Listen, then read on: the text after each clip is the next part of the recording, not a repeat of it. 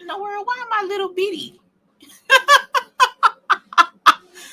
Let's see. Hold on. Oh, there we go. Hey, family. How y'all doing?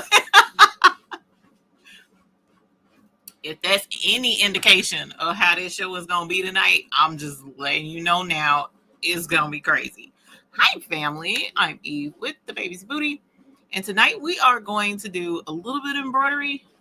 Depending upon how fast the embroidery goes, we're also going to do some bling.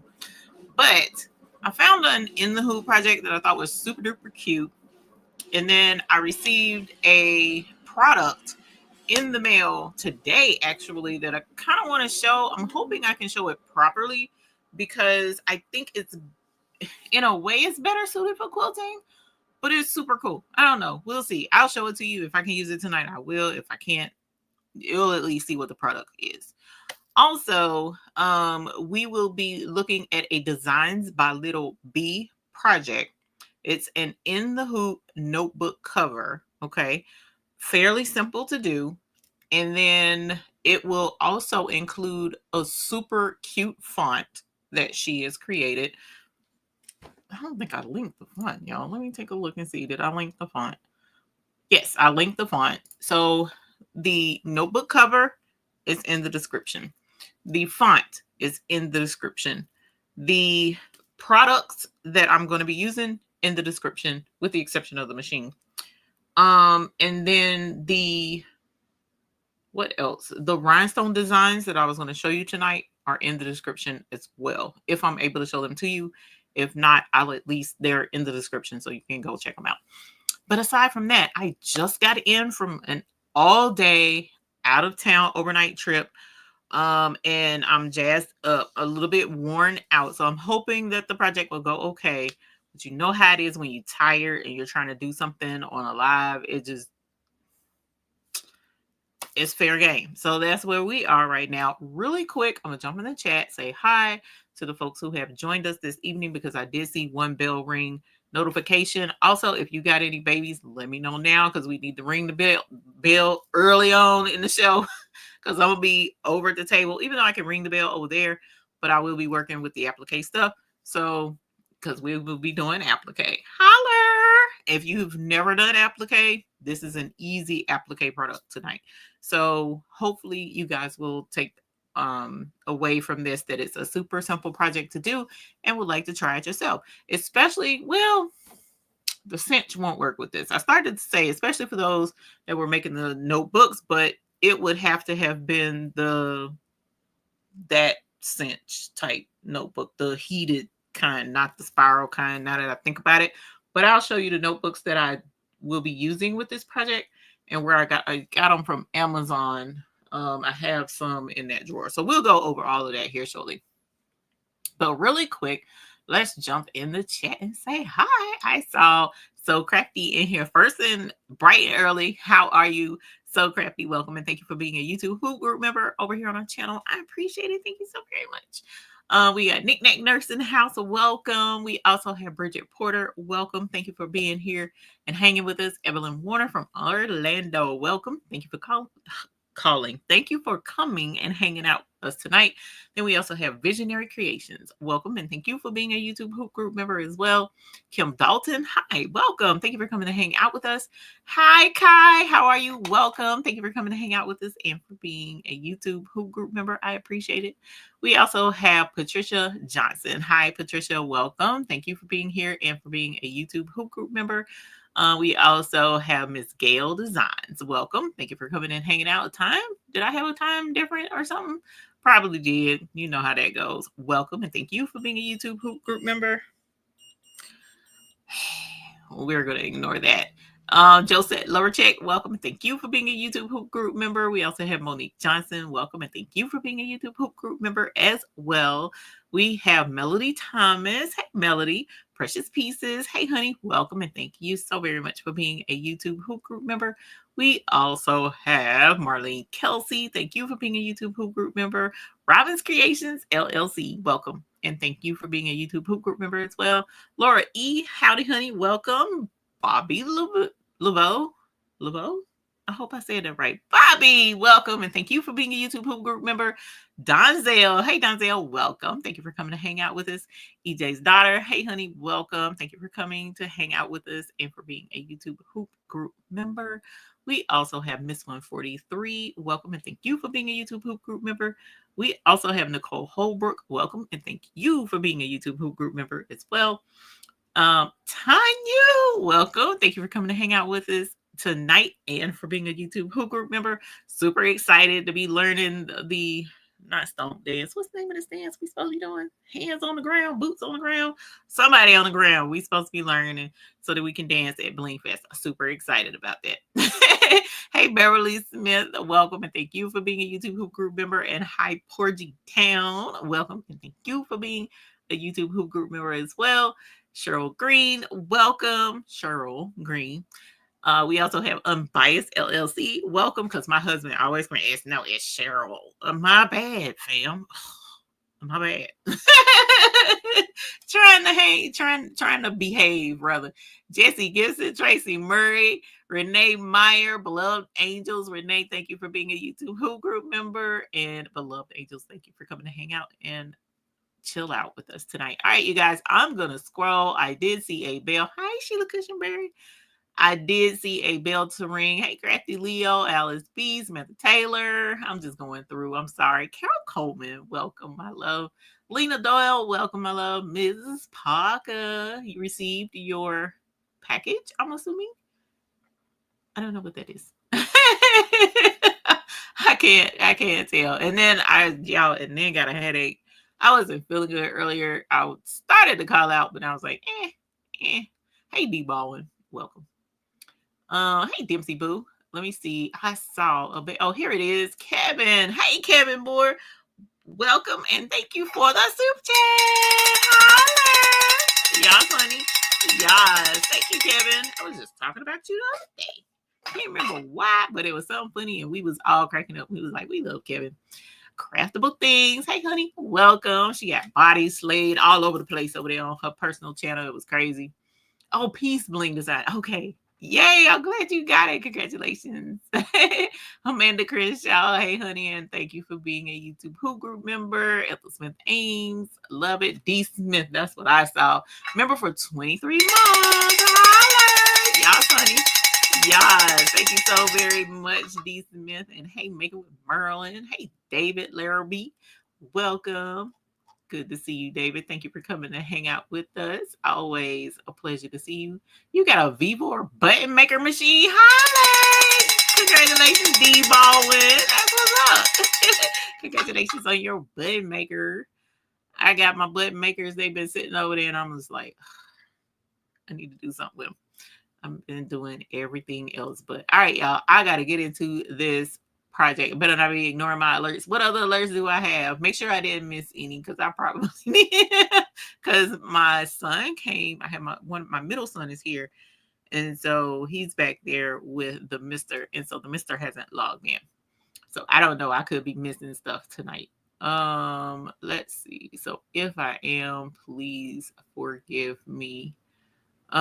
She said if we practice every day, you can shed some pounds. The feet on the ground, stomping the ground, some kind of ground we gonna be doing. Okay, let me make sure.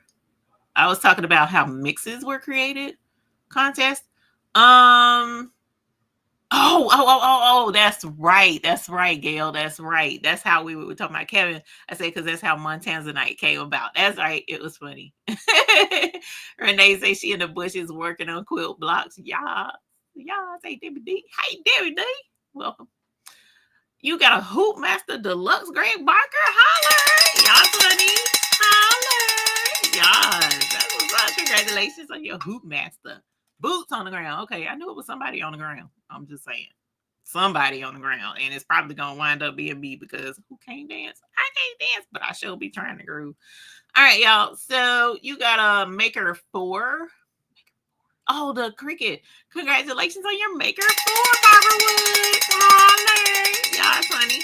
Yes. Congratulations, my dear.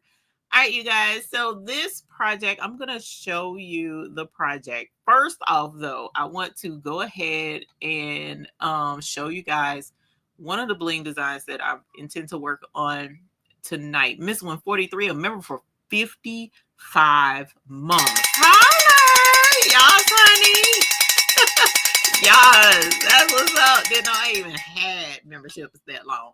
That's what's up. My goodness. Were you like number one or something? I don't even know because, ooh, that was so long.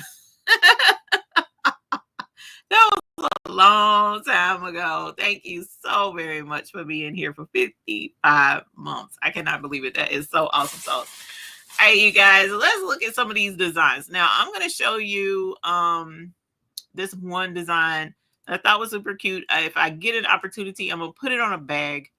And then what we'll do is bling it and do a giveaway. I forgot to ask. I do have one bag that I would like to do a giveaway for.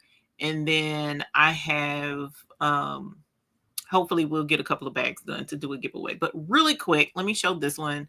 And then I'll show the other designs that we have for the week. But this one is by Spilling the Diversity. She's often in the chat with us here. And if you go, the link is in the description for her designs. But the one that I want to put on a bag tonight is the Crafting Queen. I thought it was super cute. Folks have been blinging it, so I'm excited to bling it. So we're going to try and put that on a bag to do a giveaway tonight. Teresa's sister, Heart Crafts and Things in the Bag era. Yes, we are. Hey, Delando, welcome. Let me check and make sure I don't have anything else. Okay. And then, so that is there. The link is in the description to her site so that you can check that out. And then also, let's grab the other so that you guys can see the designs for the week. Let's click there and bring it over. And there were two in the designs this week that were requested. Absolutely not. And whatevs. If you're like, where did that come from? That came from me. I asked for that. Okay. Matter of fact, I was supposed to bling this one. Absolutely not. And wear it tonight. But like I said, I just got home from out of town, ran out of time, and didn't get to bling it. But this absolutely not. I personally requested this shirt. So I have this design to do, and then I have whatevs, because I'll say that anytime I'm like, whatevs. So I was going to wear that on my whatevs days. And then we have other designs. These are the ones for the week. And then you have a mystery box with two designs in it. And they are always $2. But the rest of these are right now $5. They're for this price for the next 24 hours. So if you're interested, those are there. So we got a couple of rhinestone designs that we'll do. I already have absolutely not cut out. I got to cut out whatevs. And I've cut out most of Crafting Queen. I just have to do the inside and need to cut that out. So that we can bling it. But at any rate, here are the designs for the week. Now, those are the designs, but what we're going to do, actually, I forgot to show this part. What we're going to do is a composition book cover. And let me bring that over so you guys can see that. That's what I was going to do. Share screen. Entire screen. Okay, here we go. So this is a Designs by Little B. It is not 4x4 friendly. I'm sorry, it is not. This is a 5x7 friendly or larger notebook cover or composition book cover, and I'll show you the mini composition books. But it is applique. So this pink is applique, this heart is applique, and then you use a book band to hold the book closed. So I'm excited to do that. The this part right here, the white Mickey Mouse looking stuff back here is like a vinyl, marine vinyl. So I have some vinyl, but I'm going to use my bluey fabric. And then I'm going to use her other font, her friendship bracelet font. And this is the friendship bracelet font right here. It's adorable. Look. Somebody tell me that's not cute. Tell me that is not cute so I can call you a lie to your face. Tell me that's not cute. Look at this. Look at that. That's adorable. And look at the bag. Come on, fam. That is too stinking cute, okay? She has it as a BX font. She also has it as just a regular embroidery font so that you can use it letter by letter. I'm going to show you how to use this letter by letter if you don't have a BX font software, or if you just have, like, I use Sew Up Pro. So if you want to use a different embroidery design editing program, I'll show you what I do and the steps that I have to take, and then we'll put this on a bag. But it comes in 3 different sizes: 1/2 inch, 1 inch, and 1.5 inches for this font. And I thought it was super cute. So I'm hoping that we can do a really cute notebook and then put the my name on the notebook with the little beads on the side. So super excited about that. So that's what we're going to work on. The other intention was, let's go back because I meant to show this too. Sorry, forgot this part. The other thing I was going to do was this heart right here. The intent was to do fabric applique, because she used the vinyl right here. Do fabric and then do rhinestones in here. Now I have not made the rhinestone design yet, but that shouldn't be too terribly difficult. So hopefully I'll get that done soon as well. So that's what we'll be working with tonight. Hopefully you guys will be okay with that. We're 15 minutes after the hour, so that gives us roughly an hour and 45 minutes. So go ahead and get this done. So the first thing that I'm going to do tonight is we are going to start in Sew What Pro. Okay. So let me get that brought up so that you can see. I already have it here, and it's already loaded into the software. And I'm going to show you Sew What Pro. You may not be familiar with it. And if not, it's no worries. But a lot of the embroidery editing programs are similar in what they do. It's just how you get to doing what you want to do that differs. Okay, so that's where we're going to be working tonight. But this is the program that I'm super familiar with. This is the one that we are going to work with tonight, because I don't have Embrilliance at all, even though I think Embrilliance has like a free program out there that you can use up there. I think it's called Thumbnailer or something. Not Thumbnailer, I forget what it's called, but you can do BX fonts for free. But that's it. Like, you can't do some of the stuff that I'm going to do, but in Brilliance, you can do some of this stuff too. But this is Sew Up Pro. The link for Sew Up Pro is in the description if you're interested. This program, you can own it straight out, $65. Okay. Or at least that's how much it was last time I checked. And you can go right to their website, snscomputing.com. Now, if you want to do this project with us, you can download the information. Actually, real quick, let me throw, where is it? Let me throw this. So this is the materials that we'll need tonight. A piece of vinyl, 1 piece of vinyl for the front of the notebook cover, 8x6. Okay. 1 piece of elastic, 8 inches long, fold over elastic. And then you got 2 pieces of vinyl for the pockets, 2.5 inches wide by 6 inches tall. And then 1 piece of fabric, could be cotton or vinyl, 3.5 inch square. And then 2 pieces of fabric for the appliques, if you want to do the appliques, 4 inch by 5 by 5 inches each. Okay, so screenshot this if this is what you want to do,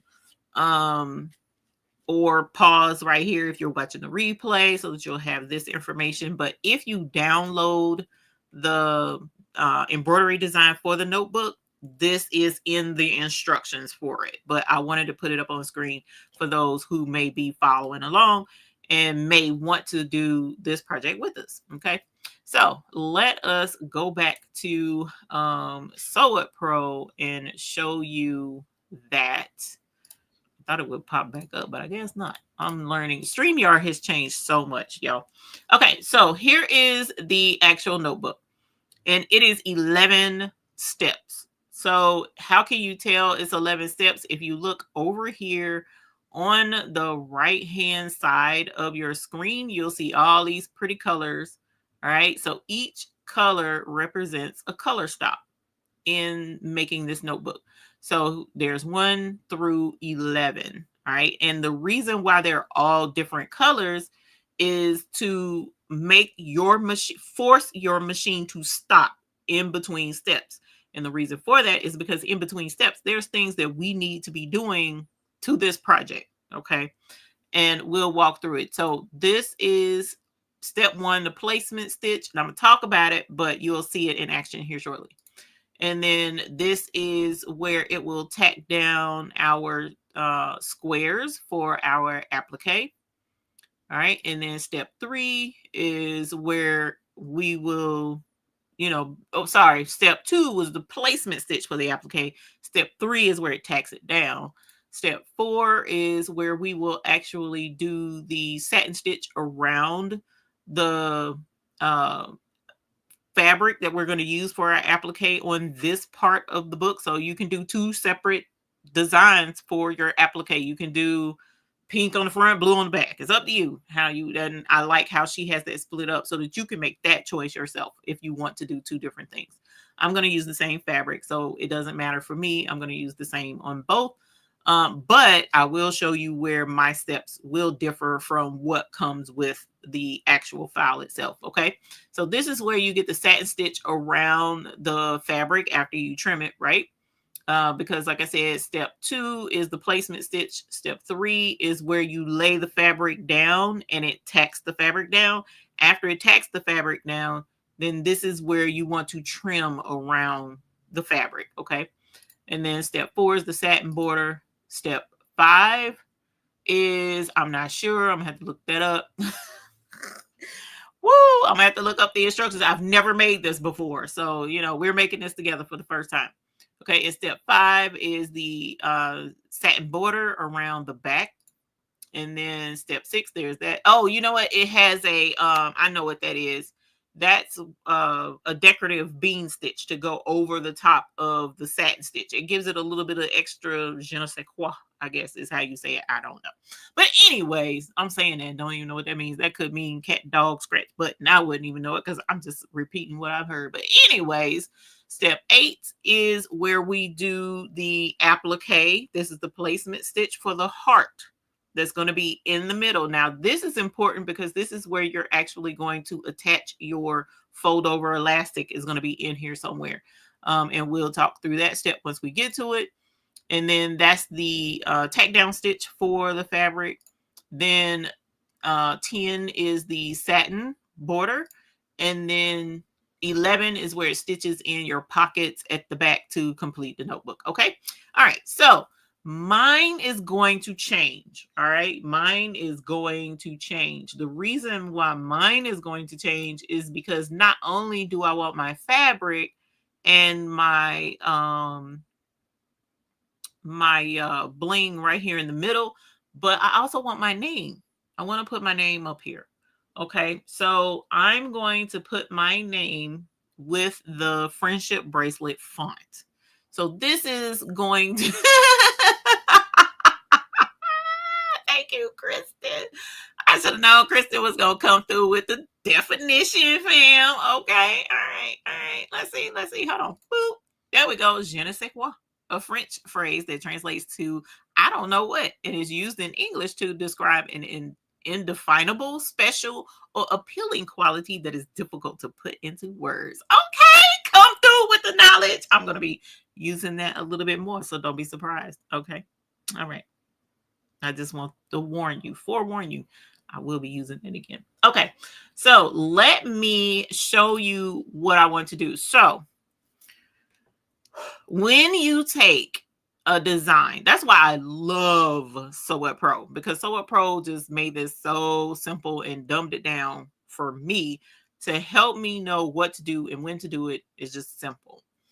So when you are trying to add something to a project, you need to know where to add it to the project. So for instance, I want to put my name on this notebook. Let me see if I can zoom in a little bit to make it a little bit easier to see. Okay, so here's my notebook, right? And I just walked through each one of those 11 steps with you, correct? You heard me do it. So in walking through those steps, the first step is where you're going to lay your, it's the placement stitch to show you where to lay the vinyl that's going to create the backbone of this notebook holder. And then step 2 is going to be the placement stitch for the applique fabric, right? And then step 3 is where it's going to tack down the applique fabric. Okay, so the fabric is going to be a rectangle fabric that covers right here and looks like down here as well. You're going to tack down both pieces of your applique fabric that you're going to wind up doing. And then step 4 is the satin stitch. Now, let me ask a question. Just reasoning skills. This is what my mom just pounded into my head and my grandkids' heads as they were growing up and as I was reasoning. You need to learn how to reason, okay? So if I'm going to put my name on this notebook for someone that has never, ever, ever done applique or embroidery or sewing, if I'm going to put my name on this notebook and you saw me walk through those steps, would it make sense for me to put my name, insert my name at step number 2? Because step number 2 is the placement stitch for the applique fabric. Does that make sense? It wouldn't make sense, because if I put my name right here, then when I put my applique fabric down and stitched it down, it's going to cover up my name. All right. So what you need to know is, at what point in this whole process do I want to put my name? I also don't want to put my name at the very last stitch where it's going to stitch my pockets, because if I put my name here afterwards, then it's going to stitch over the top of my pocket, and then my pockets won't hold my notebook. That doesn't make sense either. So you kind of have to know where to put it. Now, this one is pretty easy. There's a lot of steps in here. Like, I could put it after this satin stitch if I want to, and it doesn't hurt anything to put it there. Or I could put it even after stitching the heart and blinging the heart, because it doesn't hurt anything for me to put it here. But I definitely can't put it after number 11, because that's where it's going to actually attach the pockets on the back. So I'm going to pick a place where I want to put my name and make sure that my name is nice and snug. So I'm going to actually put it right here where it, after it tacks down the fabric for the applique and before the satin stitch. The reason why I'm doing that is because the satin stitch is kind of like going to be for the best way to put it without putting it this way, it's going to finish off that fabric and kind of like smooth everything out, and everything just going to be where it's supposed to be, should be, as long as I put the applique down like I was supposed to, trimmed it like I was supposed to. This is like the finishing touch, right? So I want to put my name right in here. So that's step number 3, in between 3 and 4. So let's go into file, into our menu up here. I'm going to grab file, and then I'm going to do merge. Okay, so once I hit merge, I'm going to go into my downloads folder where this font is, and the name is Friendship Bracelet Font, DLB1. So that's Friendship Bracelet Font, Designs by Little B1. Okay, so I'm going to open up the unzipped folder, and I'm actually going to go into the DST folder, which I really don't have to, because Sew What Pro recognizes all embroidery extensions. It doesn't matter what embroidery extension you bring in. For the most part, it's going to recognize it, and it's going to bring up whatever the design is. It really doesn't matter. And I absolutely love that about Sew What Pro. So I'm going to go into the 5-inch font. Okay. Now, Vanessa Parnell, thank you so much for the super chat. Holla. Yes, honey. Yes. Thank you so very much, Vanessa. We appreciate you, my love. Thank you so very much. We have, now again, I'm sorry, this is a 5x7 design and larger. But a lot of these same steps that I'm doing is important for you to know when you're doing in the hoop for even a 4x4 project. Okay, so here you have the fonts. Here's the Friendship Bracelet fonts. She's got numbers. She has the knot for the beginning. She also has a blank bead. ending knot. She also has exclamation, all kinds of really super cool stuff, right? So I'm putting my name, and let me see how big this beginning knot is. I don't know. Oh, it's little teeny. I love this. Okay, so I'm going to rotate this 90 degrees, and well, actually, I'm going to make it, actually, you know what? Let's construct it right here where I can see it better. So this is the beginning knot. All right, so that's where the string for the bracelet comes in. All right, so now that I brought in that one string, let me see if this works, because it's supposed to work. We're going to go into our lettering information pane. See right here where it says lettering? You see where I'm going up and down? Let me take me away so that you can be sure to see this in all its full screen glory. Okay, so we're going right up here to this lettering pane, and I'm going to click this folder right here. And let's see, did it pull it up? Let me see, did it pull up? Let's go into alphabet mode first of all. Yep, there it is. Okay, so even though So What Pro, you can do a font in here, but this is the easiest way for me to do it, and I hate to say that, but it is, and hard for me to explain it. All right, so we're going to put a bead at the beginning. So I'm just going to do that. Okay, so this is a blank. Actually, you know what? I don't want to do that one. Hold on, let me hit delete. The reason why I don't want to do that one is because I'm limited in space. So I'm going to do a skinny one.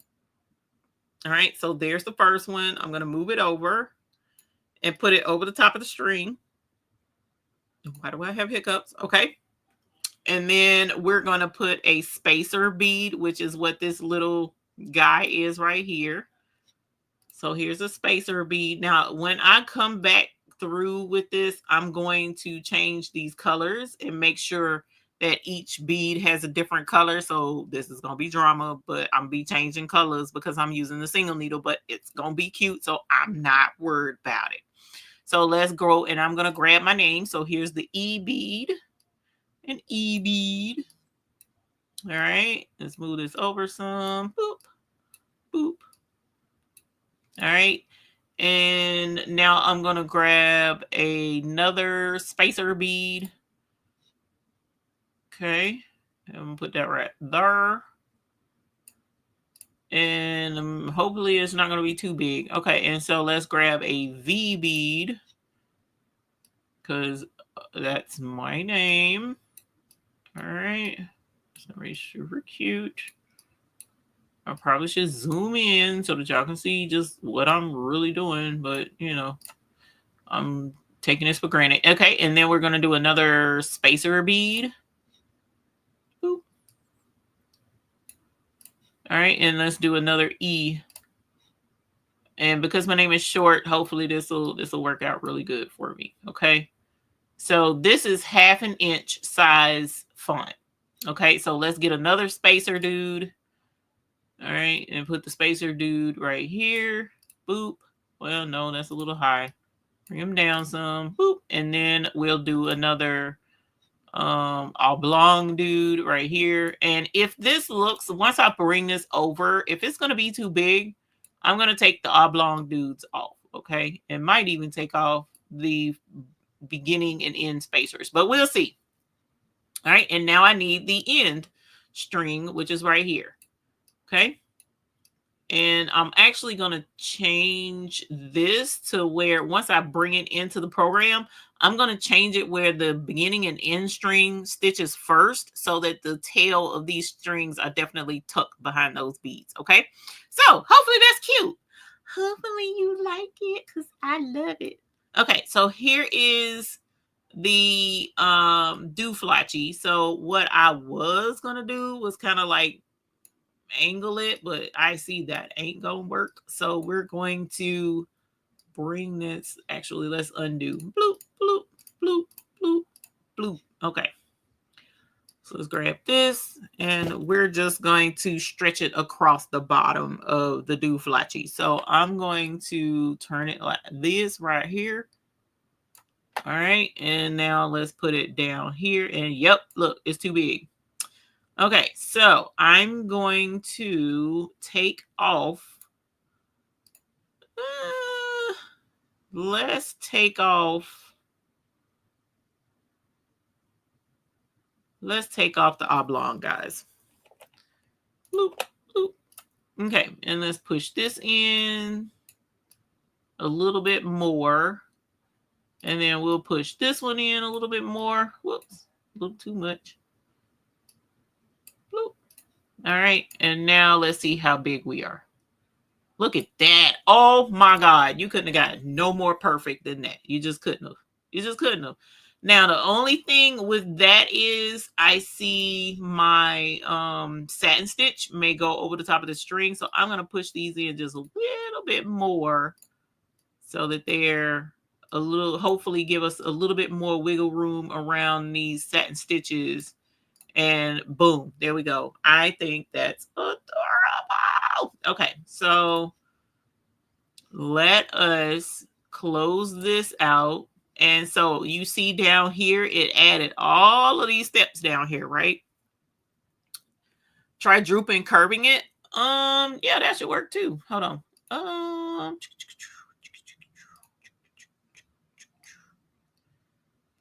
Let's tilt this just a little bit. And we're going to leave that. And we're going to bring this down some. Let's see. Move that over. And then we're going to bring this down some. I mean, my name's so short, so I don't think it's going to make too big of a deal. Let's bring this down a little bit more. Like so. And then we'll bring, oh, well, I guess I could have left that bead a little bit higher. And then bring this one. Boop. Boop. Boop. How does that look? Yeah, that didn't droop very much, but we're going to go with it, girlfriend, because guess what? I was tired of this, Grandpa. Okay, so I'm going to do that right there. And so here is the string, right? I want the strings to stitch first so that they'll be under the beads. So here's the first string, and of course the last one is right here. So with Sew Up Pro, all I have to do is hold down the shift key and drag this sucker right on up to number 13. So 12, 13, those two are going to stitch first.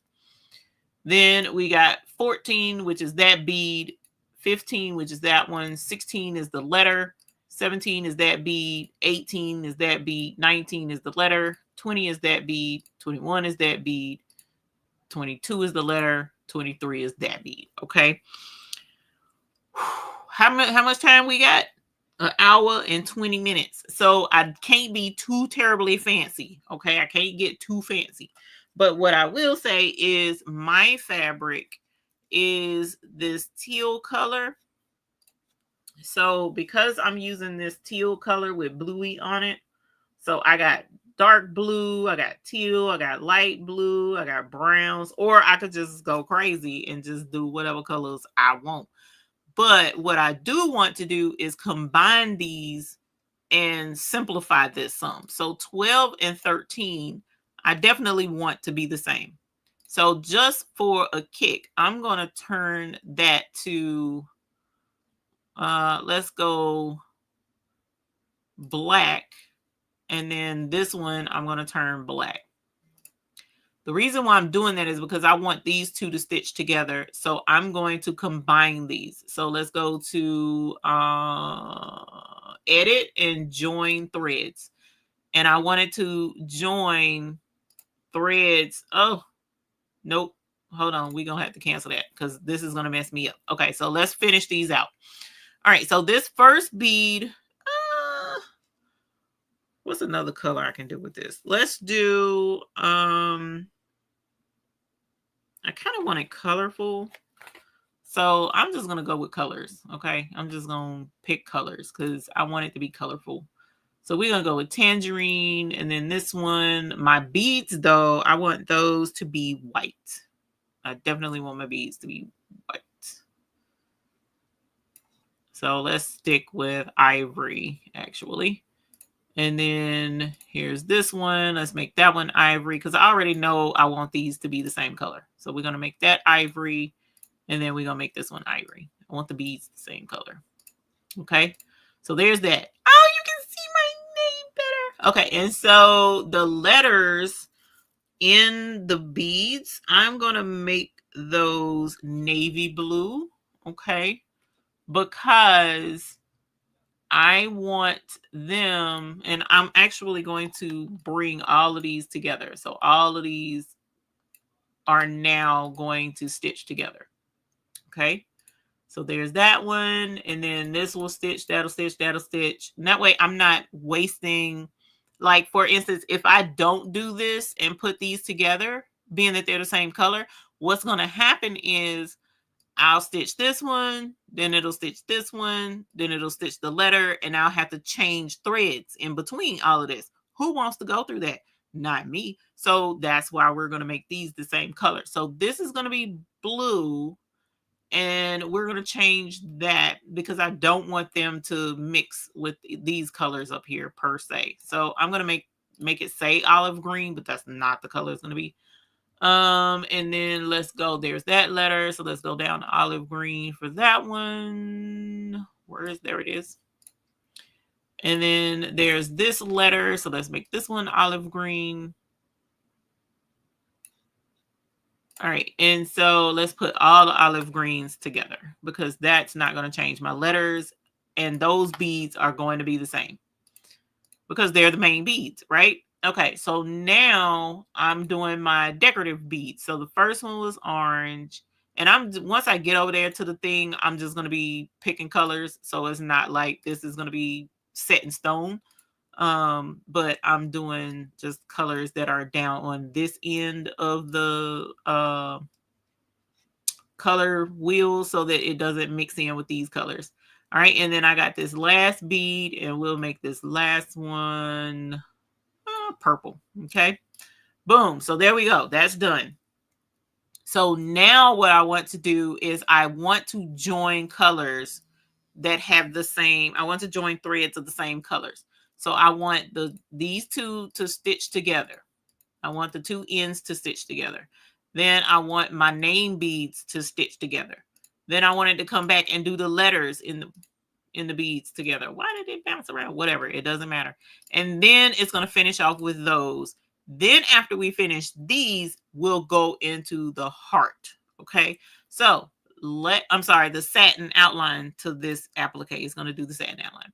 So where did we say that was? That's the tack down. That's the satin. So all of this needs to go after step number 3.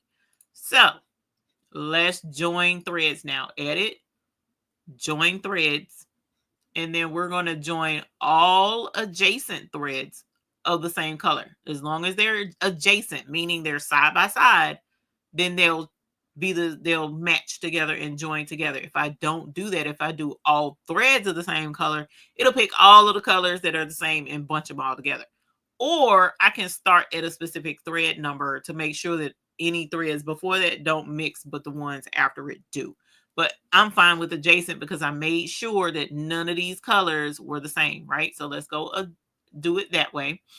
And so now here is where it does the pockets, but here is where it starts my actual bracelet with my name.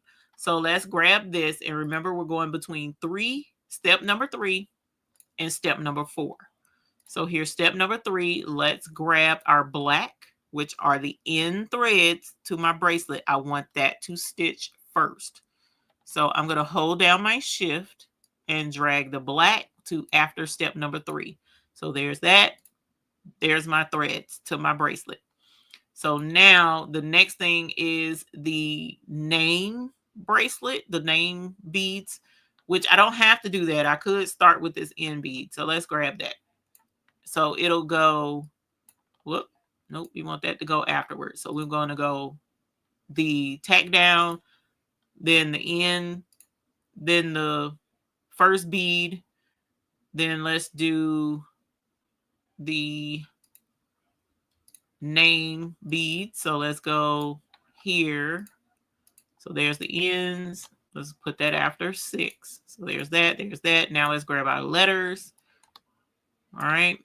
So there's the name. There's the letters. And all I'm doing is holding down the shift key and dragging this right on up and putting it over the top of the number that I wanted to replace. So this was number 9 was number 8, but now number 8 is that second bead in the chain. All right, here's the third bead in the chain. So we want that to be step number 9 now. You see what I'm doing? I just drug it over the 9 so that pushes this satin border and all the rest of them further down the line. So there's the 9. And then finally, here's the last bead. I'm holding down shift and I now want this to be number 10 so that my satin border is now number 11. Hopefully that made sense. I know I went kind of fast and I definitely hope to do a tutorial on this a little bit better and more of a step-by-step tutorial and not a live to help make this process a little more easier to follow and have some better prompts on screen and stuff like that. But for right now, there's my notebook cover. So what I need to do now is save this.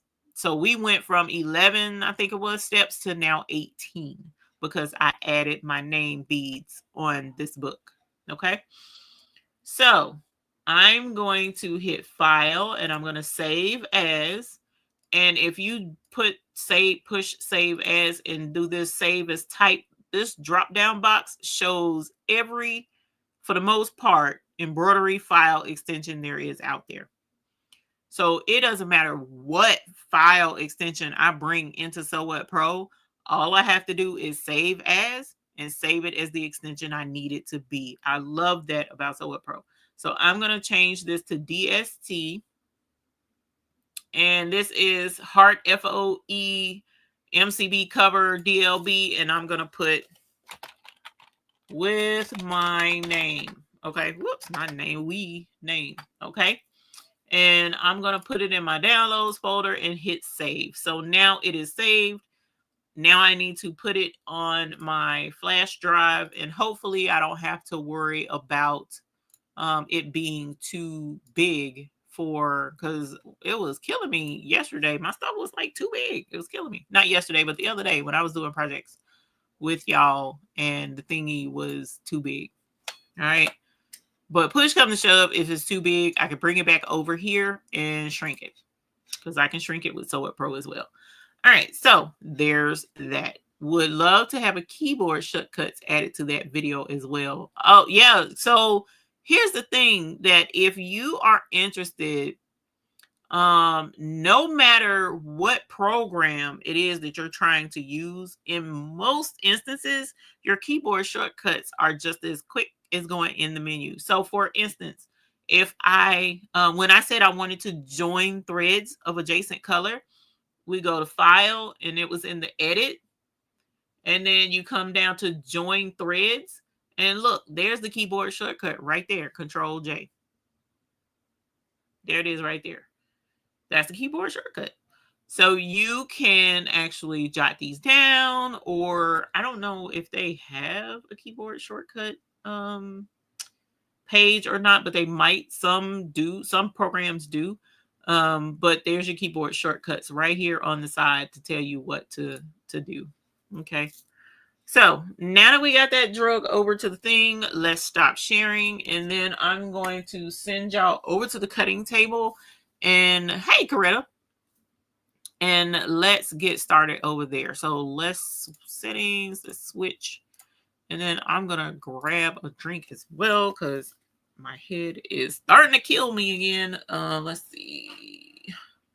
Thank y'all for being here. Please take a moment and hit the like button. I would greatly appreciate it because a heifer is on here trying to do this with a headache and Warren Slack. Yes. I need some lights just for that by itself. Okay. So let's come over here and I'm going to show you guys what I got today. I got some print and stick Target paper, which I thought was super cool. You grab a drink.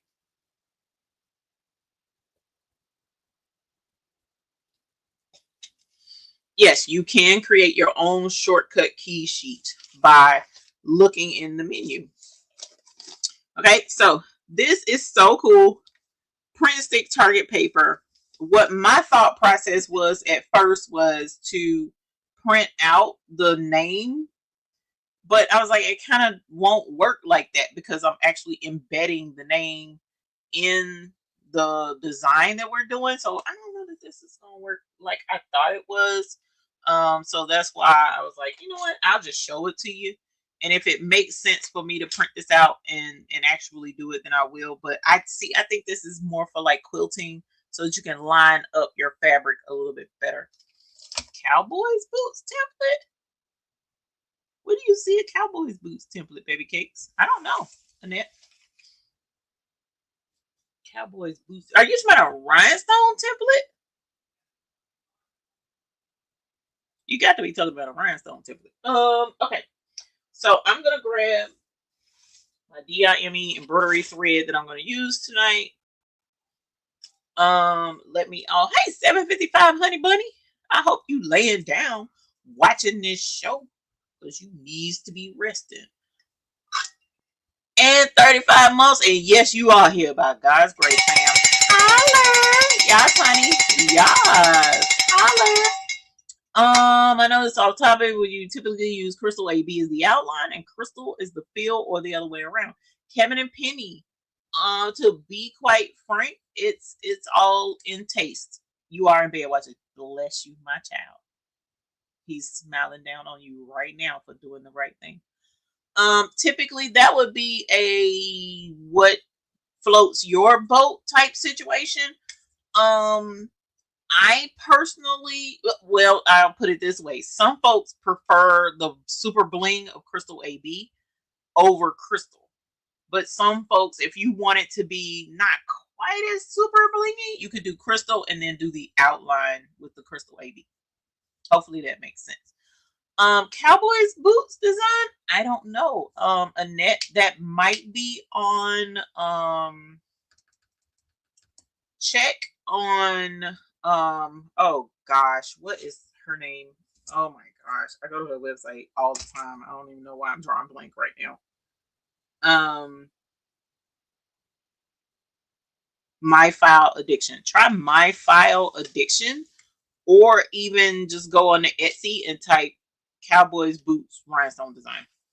Dennis, do you have a cowboy boots rhinestone design? If you do, drop it in the description because I don't know. Okay, so here's the vinyl that I want to use as the background. Give me a sec. Let me grab my fabric because I left it. I left my fabric. Okay. And here's the bluey fabric that I want to use for my applique. But here's the vinyl. And this is a turquoise sparkle mirror roll. I paid $10, I guess. I might have paid less than that. I don't know because it was at the trade show. But here is, isn't that pretty? That's so pretty. So that's what I want to do. What time we got? An hour. Okay. I don't know that I'm going to be able to get to the bling, y'all. That sucks.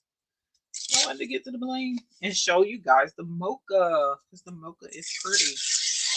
We do have the mocha, icy mocha listed now. So, all right. So here is the vinyl. Not quite the same color, but close enough for me. Oh, and the notebook that goes in there is. Hopefully, I didn't get rid. Oh, here we go. Actually, let me grab this too. So there's two different options. I don't know if Dollar Tree still carries these or not, but these are little mini composition notebooks. This is a 3-pack. You can get these off of Amazon, but at one point you could get these at $1.25 Tree. Okay, so there's that.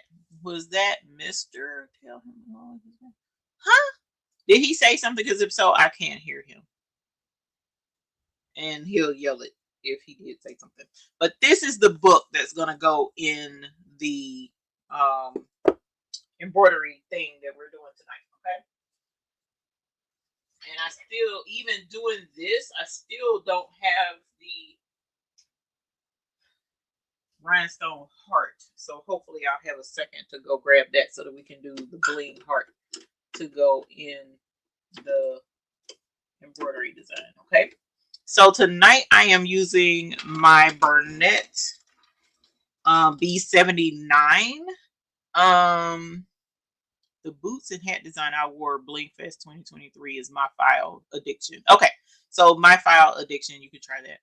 The vinyl is a vinyl material. Yes, this is marine vinyl. We use it often in embroidery. Okay.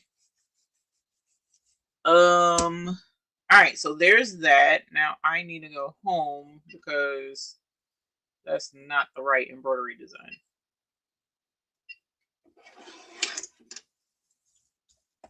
All right. It has, let's see. There we go.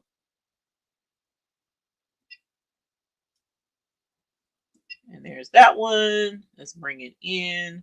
I also need to do a what am I trying to say? I also need to do a tutorial on this to show how to do this kind of stuff because I'm getting back used to using it and I struggle a little bit. So I already know what, just like, bruh, really, do we have to struggle? And then it's like, yeah, we gotta struggle a little bit because we gotta learn it. Okay. And who doesn't read manuals? I did at one point, but I haven't read it lately. Okay. So there's that. Now I want to do this, and there we go. I don't want it to go in the garbage can. So I'm wondering if it's telling me it's too big. Oh, let's see something. Hold on. Let me put this on first, because this is the size hoop that we're doing. And no, you're not going to make me do that. Okay.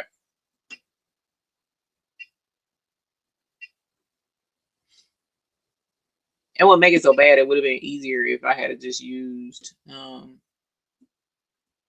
what's the face? Okay.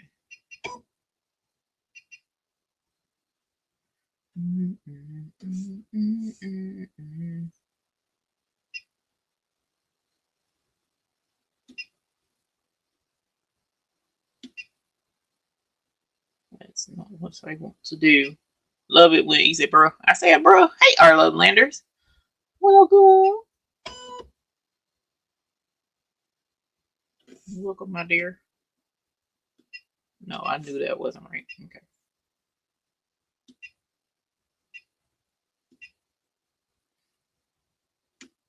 All right. Let's go here. And let's go here. And let's go here. There's that one.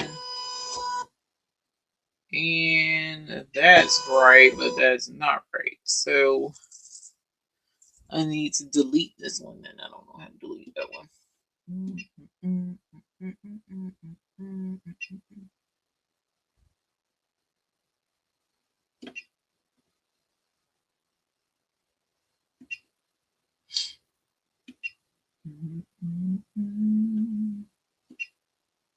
There we go. Go away.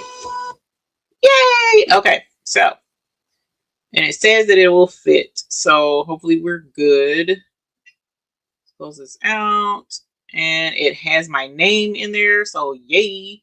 And then this is telling me there's 18 steps, which I already knew that, so let's go ahead. And she said for this project, tear away or cut away, it does not matter. So we're going to use some tear away.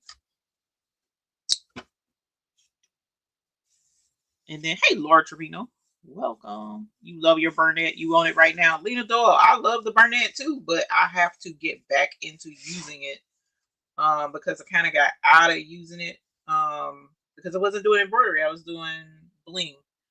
And so I need to get back into it.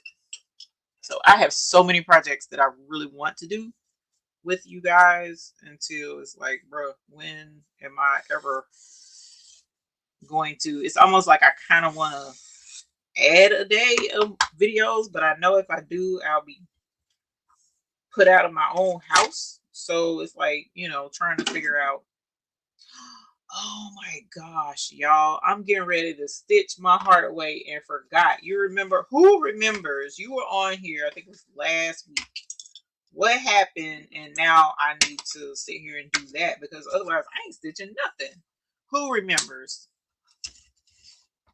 Who remembers, for the love of everything that is holy? And I'm sitting here like I'm really about to be stitching.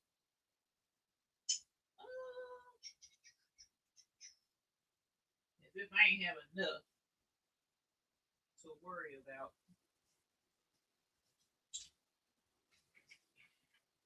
I ain't got to be stitching. Not a darn thing. Because guess who didn't fix it? Bird's nest. Y'all's knick-knack nurse. See, that's what I'm saying. Oh, you know what? Let me show y'all this mess right here. Here, I'm going to show you the tomfoolery. Let me get my camera so that you can see the tomfoolery that I did not fix last week. So that you can see me fix it this week. Yay! And how much time I got left? 57 minutes. What in the whole wide world? Settings. Oh, and if Miss Joy's is in here, it's a Logitech C615. Is this camera that I'm on now? A Logitech C615.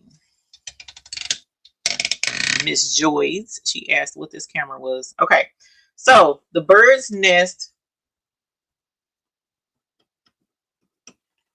I don't have a pointer, but the bird's nest is right in that hole right there. This hole is where the needle goes up and down. And so the needle, the thread goes through the eye of the needle, right? And that thread in the eye of the needle goes straight down into that hole. And this bobbin case has a hook in it. And the hook comes around and grabs that thread. This hook right here spins around and grabs that thread, and it drags this bobbin thread with it, and that's what creates the stitches down in the bottom, right? Well, in order for this to come down and catch that thing, it's got to be right, and right now it ain't right. So I need to take this whole plate off. So if you're afraid of doing this kind of simple stuff to your equipment, then you might as well, you know, be married to somebody that can, or be a mother to someone who isn't afraid to do this or something. Because when I tell you, I don't care what equipment you got, at some point in time, you're going to have to take that sucker apart. At some point, some kind of way. It might be a simple take apart, or it might be a more complicated take it apart, but at some point you're going to have to not be afraid to take it apart. And this is one of the simplest parts of any embroidery or sewing machine, is taking off the needle plate. Okay, so I'm just using a sewing foot that I had sitting around.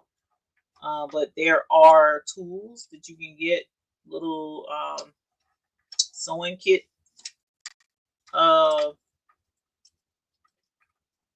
screwdrivers and such, but I don't have any right now in front of me, or I do and I don't forget where they are.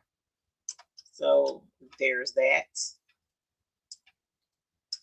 All right, so there's that screw, and now I should be able to pull this right off.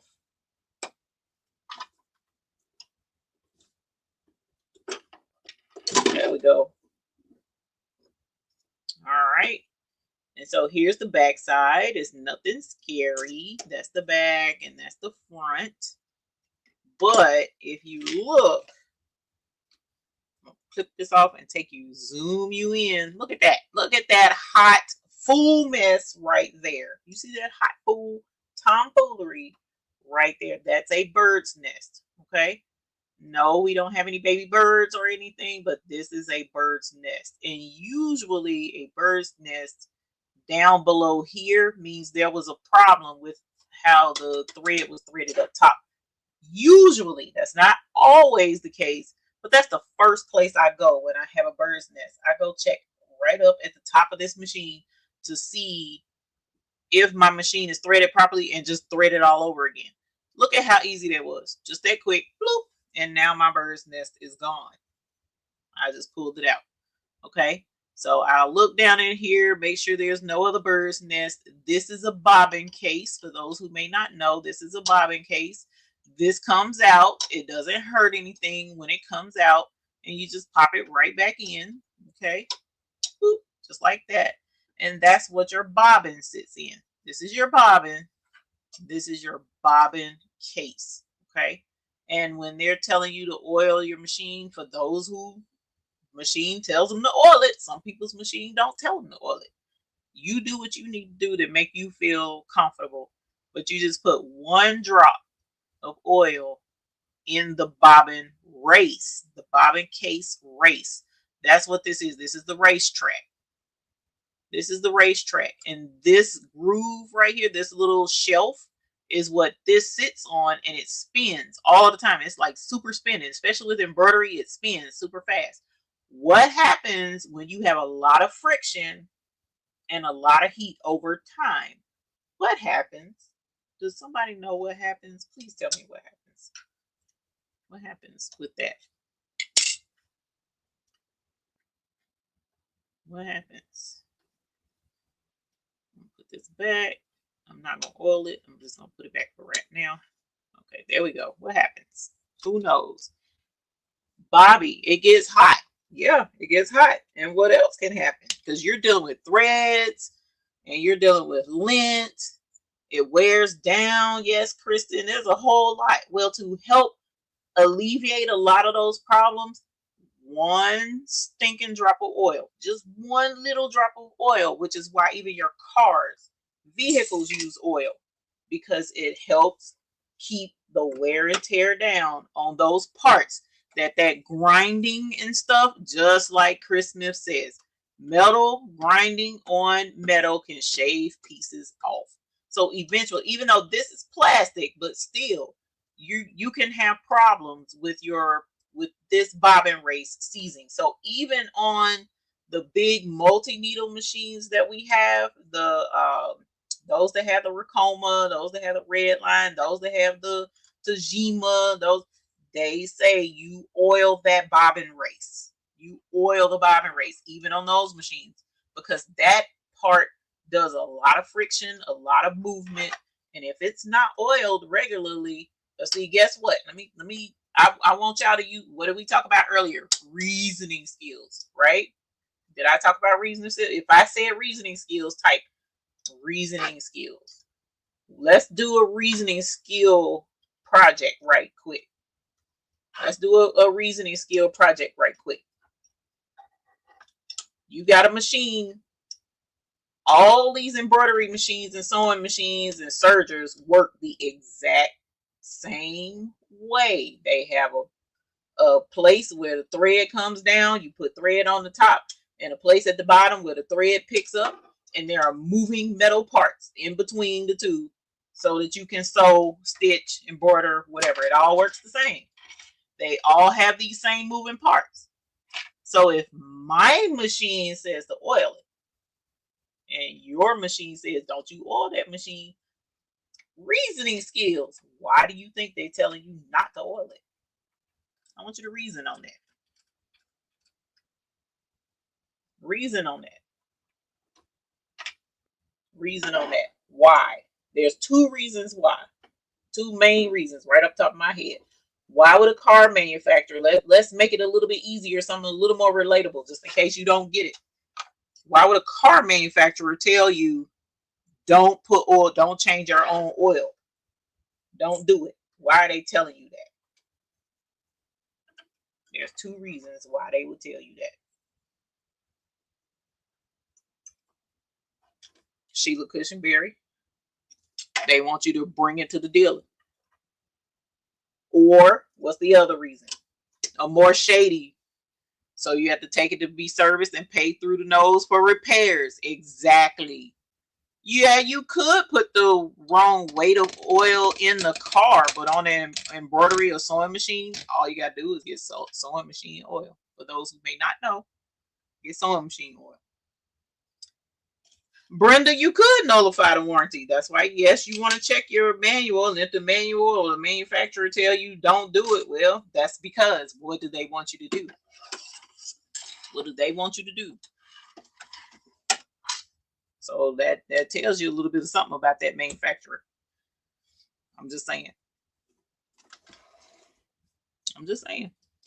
That tells you a little bit of something about what they, you know, they're like, oh no, we don't want you doing the maintenance. Kristen, and you may not want to do your own maintenance, and that's fine. That's fine. There's nothing, I mean, I'm not saying there's something wrong with that. I'm just saying reason on that. Some people are like, yo, you should never change your oil. Change your oil. That's the, I'm not changing your oil, but oil the machine. That's not my machine. Okay, that's fine. That's fine. But make sure you know that, yes, when you take that machine in, they are going to oil that machine. So them telling you, no, your machine don't take oil. Yes, it does. It's just not going to take your oil because they want you to bring it in so that it can be oiled. But anyway, I digress. Let's get started. So the first stitch that it said it was going to stitch is the placement stitch. So let me thread this properly, because apparently the last time it was threaded, it was not threaded properly or something, because it did not thread. And I'm going to change the color too, by the way, because this is a different color that we're working with today. I had peach looking color last time. I'm just saying, reasoning skills. I'm just saying. I'm not saying it's wrong. Definitely not saying it's wrong, because check your manual. Like she said, it could void the warranty if you do oil it yourself. But, you know, for the folks that want to come out the woodworks and say, oh, the machine doesn't take oil, you don't oil. No, that's not true. The machine does take oil. It just don't want you to put oil in it, because they want to put the oil in it. And it could be to make sure that it's oiled properly. I'm not doubting that either, because some folks don't know what they're doing. But it also don't take much to learn the correct way to do it.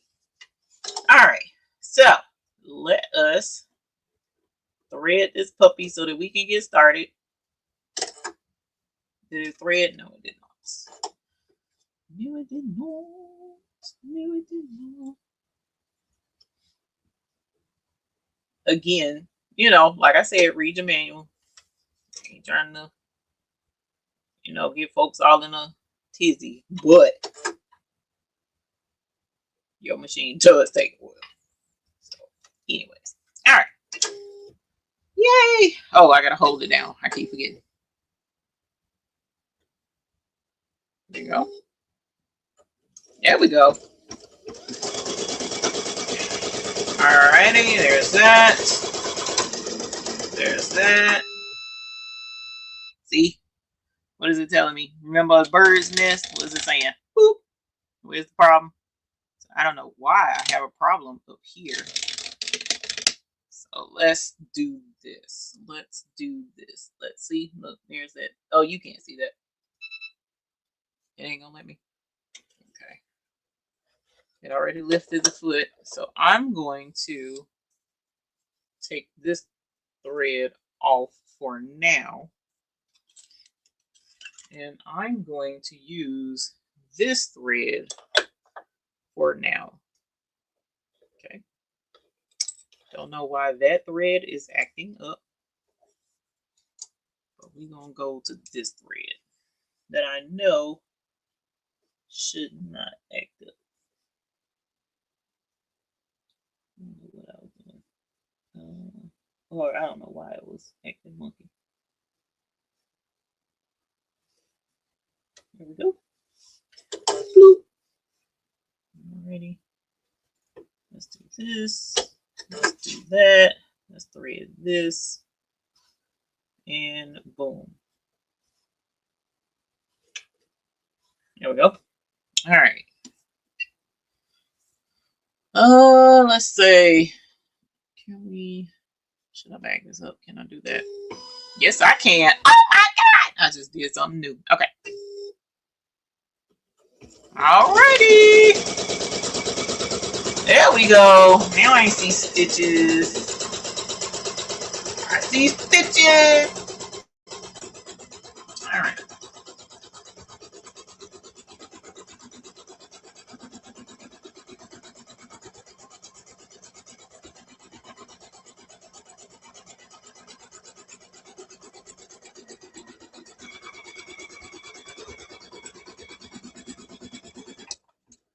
All right. I should have used black. Okay.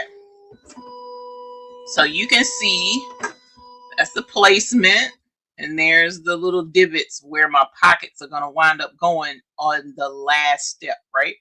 And so the first thing I need to do is get my one piece of vinyl, what is 8 inches by 6 inches tall, okay?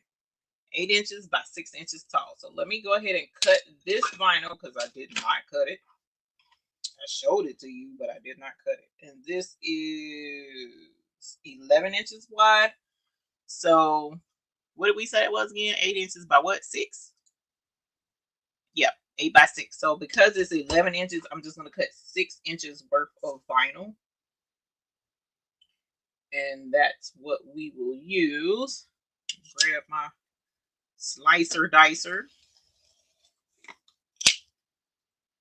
And then we're going to lay this. Now, I will say that usually when she gives instructions, not instructions, that's the wrong word. When she gives her measurements for fabrics and stuff, usually it's generous. Whoops. Sorry. Usually it's generous measurements. So, you know, don't be too like, oh my God, that's way too big. Well, she's trying to make sure that everything fits and you don't have any issues, okay? So this is now going to be the tack down. Oh no! Did y'all see that thing shift? Let me back this up because it's in my way. There we go. Ooh, nope, did that not work? Nope, it did not work. Sorry, y'all. Okay. It shifted on me. So let's cut that. Let me see, is it still covering up the stitches? Well, it's still covering up the stitches, but I want to make sure it's right. So this is going to tear a little bit, but it'll be all right. All right, I'm not worried about those stitches being in the way. So let's do this. I'm going to hold it. It shifted again, stupid thing. I'm saying stupid thing, knowing full well I'm the one doing this project. Okay.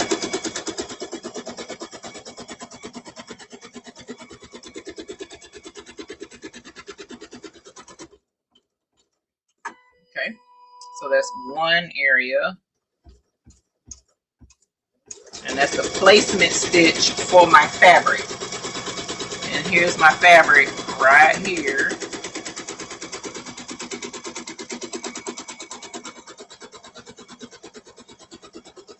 What time is it? 10:20. All right.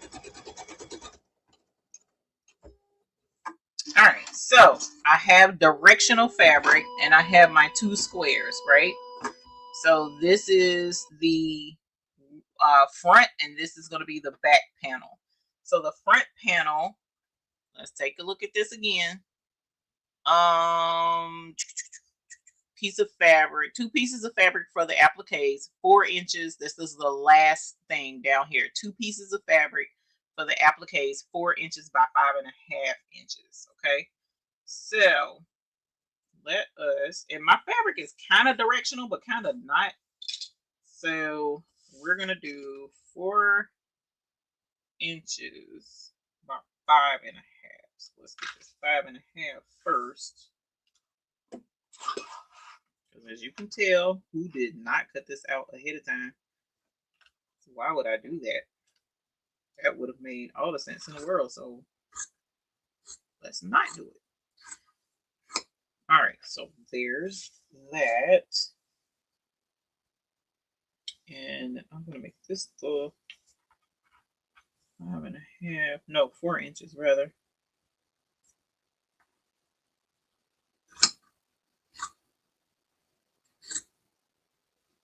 You know what? Let me use my ruler. I am not good with freehanding cutting fabric on with scissors. So I'm going to use my Rolly cutter so that it's nice and clean. So this is the last listing down there at the bottom, the 4 by 5 and 5.5 is what I'm doing right now. Okay.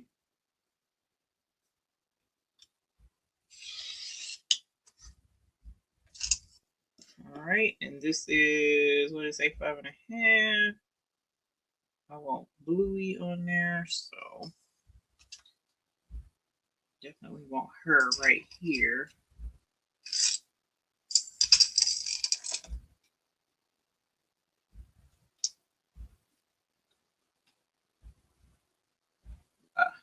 Like these. Okay. There's that, and I need, let's turn this around so I can get this. Sorry for the delay. 5.5. It kind of cuts off her ears a little bit, so let's do this right there. Okay, here are my 2 pieces. All right, so let's take that off, and here's the first piece right here. And so I cut it where I wanted to make sure Bluey was in there. So I'm going to lay this right over here. And I'm kind of going to make sure that her face is still in the frame, so to speak. And she's going to be up at the top. Okay. Now, all this time, I have not changed the color of my thread. But I'm going to change it when we go to do the satin stitch. And when I do the my name at the bottom. Okay. And so it's going to definitely tack this down. It's doing a double stitch all the way around to make sure that even if I cut through a little itty bitty bit of the thread, it's double stitched down so that I hopefully won't mess myself all the way up. Okay. Yay. All right. Uh-oh. I was supposed to put both pieces down. So hold on. Let's get that cut. And on the back side, I have Bingo front and center. So I'm going to make sure Bingo is in there really good. And there's Bingo.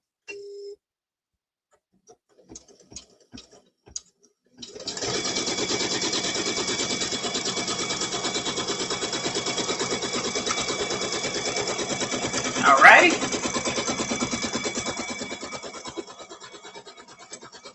And then it's going to spin back around and make sure that that's tacked down really good.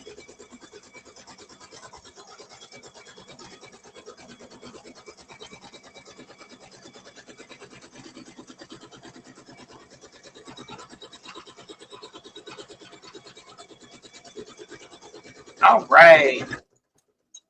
So now that that's tacked down,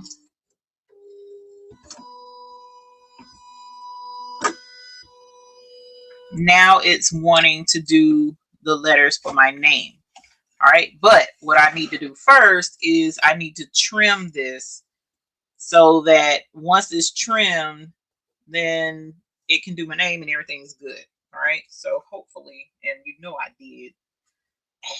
I swear, sometimes I worry about my own self. Okay. So I'm going to trim that. And as you see, I made a boo-boo. I left that fabric too long and it overlapped here, but I ain't worried about it because I can trim that. I'm not using applique scissors because I'm like rushing. And I gotta, even though I think my applique scissors are right over there, but. And then I'm going to trim the vinyl as well, because that's a lot of excess hanging over vinyl. So when it does the satin stitch, because I'm not using my applique scissors, it's probably not going to cover that super well, but we'll see.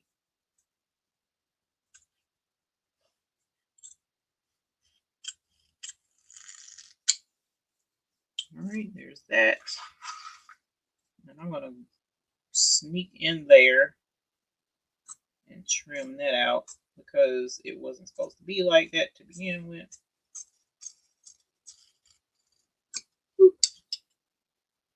Now let's print this.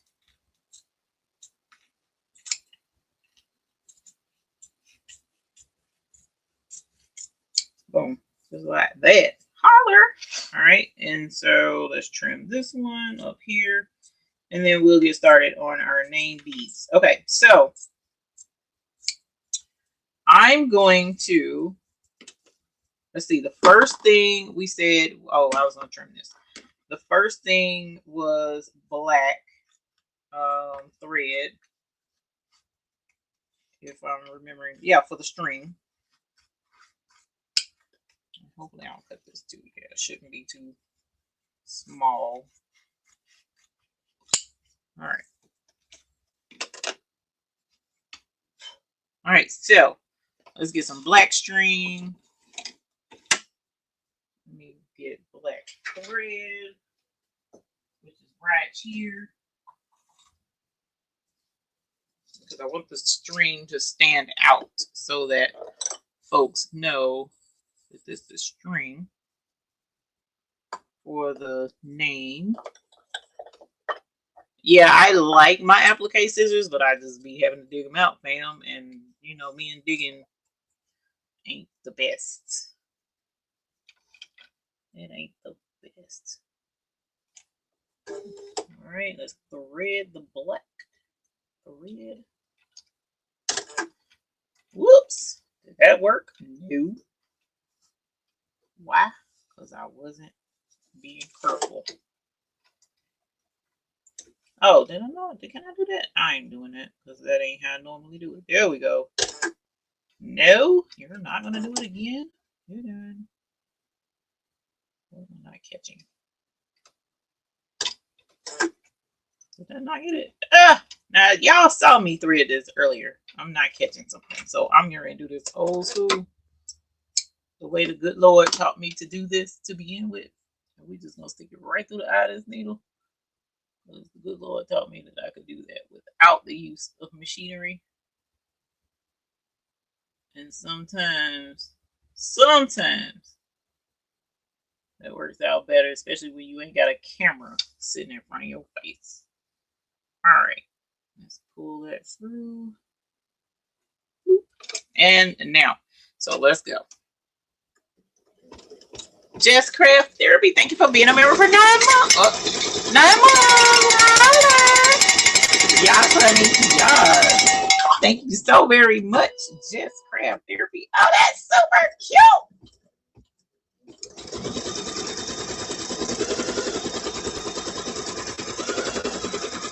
All right, so, oh, you can't see that. Look, that's the beginning string to the friendship bracelet. Oh my gosh, it's so cute. Okay, so I said let's find some cheery colors. Let's go with this coral only because it's sitting right there. That's going to be the color of the first bead. Because if I'm remembering correctly, I'm not starting with the name beads yet. I'm starting with the one connecting bead. And then I was going back to do the name beads. So I need to get my white thread too while I'm at it. Which is right here. Thank goodness. I ain't got to go nowhere. Alrighty. And so let's thread this sucker like we just did. And I'll figure out what I did wrong with the threading on the automatic thing later. Because I know it works. I know it's not broken. I'm broken. Dennis, I need that as a rhinestone shirt too. I'm broken. Because God knows. Alright. Let's take that extra out and boom.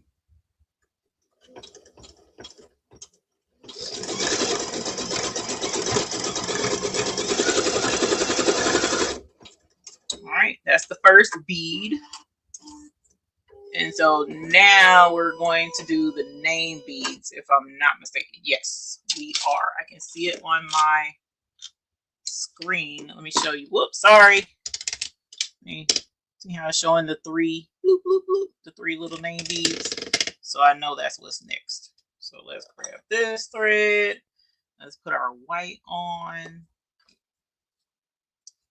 All right. Did you do embroidery? Not at all. Oh, no worries. Mocha crafts, mocha crochet and crafts. No, but at some point you might decide you want to, and that's also the point in showing this kind of stuff, because you need to know if this. I mean, because this will help you decide. You know what? Whoops, sorry, y'all.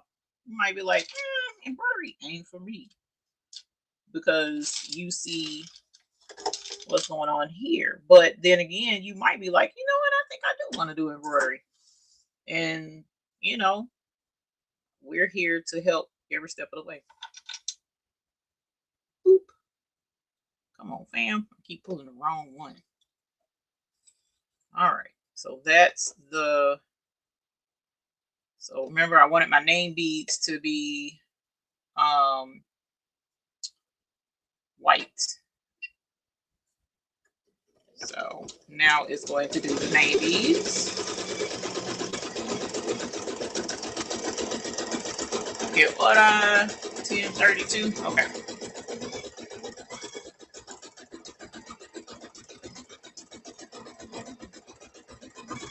And actually, instead of doing blue, I'm gonna do.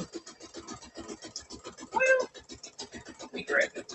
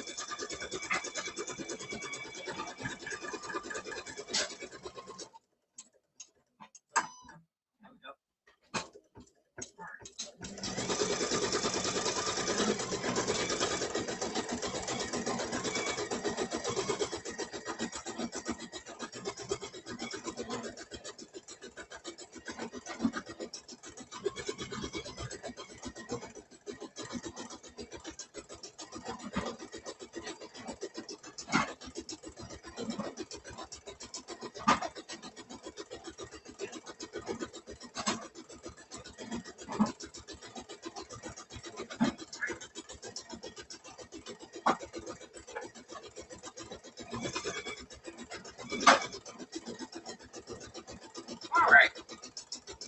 Let's get the colors for my beads. I think the letters should be purple. I think that would be cute. The only thing is the bluey is blue. That's the only reason why I said let's get some. We'll get purple. It don't hurt my feelings. You know that's my color anyway. So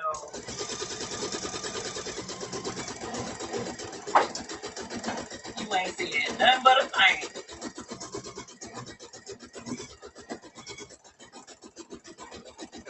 So let's swap out this color again. This purple.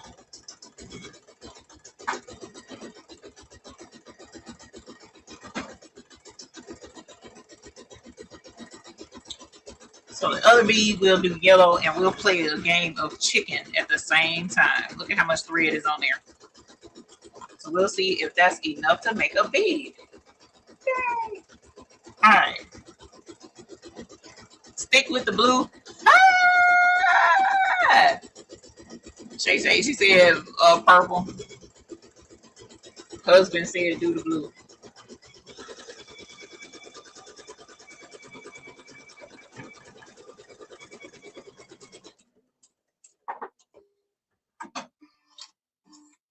All right. All right, so that's the name beads. Now I'm going to do the lettering on the front, which I would move it and show you the letters on the screen so that you can see that's what it says, but it jerks the camera, so I'm not going to jerk the camera. So I'm putting this navy on here that matches Bluey's ears. And whoops. Let's look back here. Come on, fam.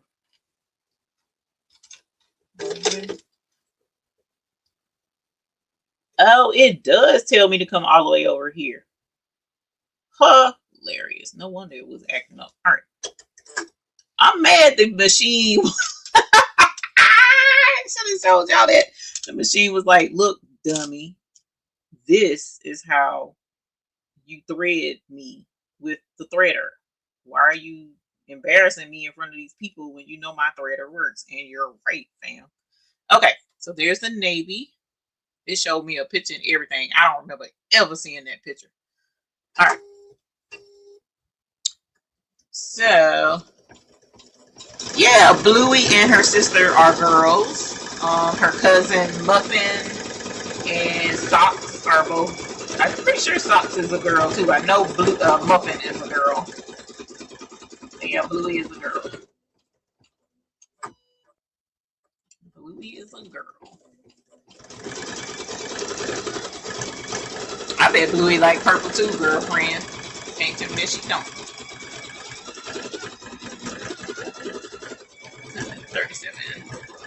Oh, we might finish this up right on time. I'm still gonna do the giveaway of the one tote. Where is that? Actually, let me find the tote first before I commit to giving it away. Because, you know, kind of hard to give away something I can't show. Oh, I can get it. Oh my god, the name thing is so cute. It's so stinking cute. I love this font. This friendship bracelet font is adorable.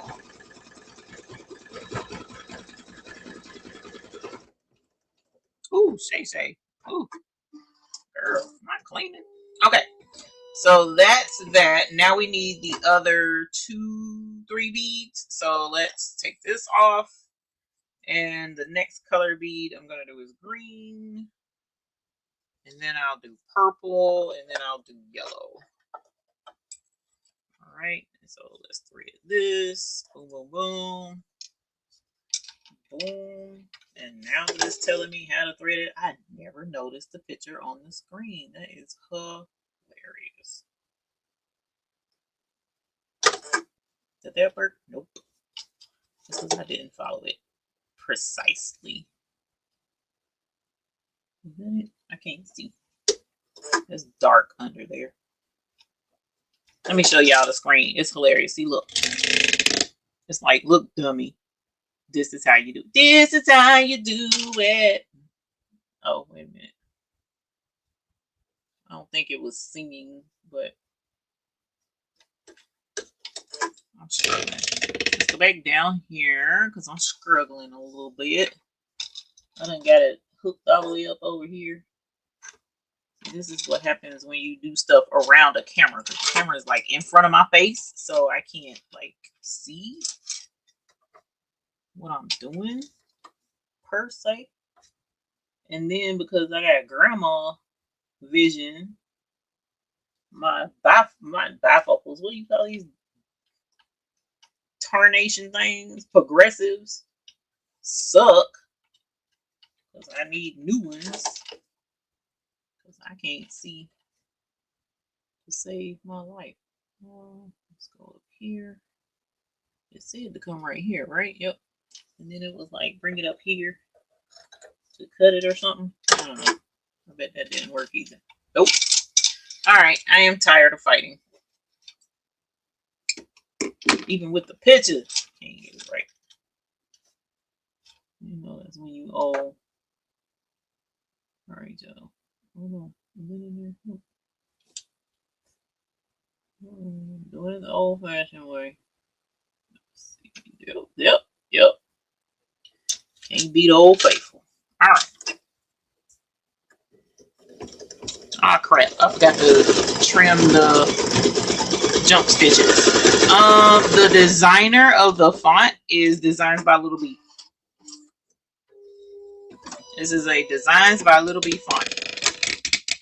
Hold on, let's back this up so that I can trim this and so y'all can see me trim it.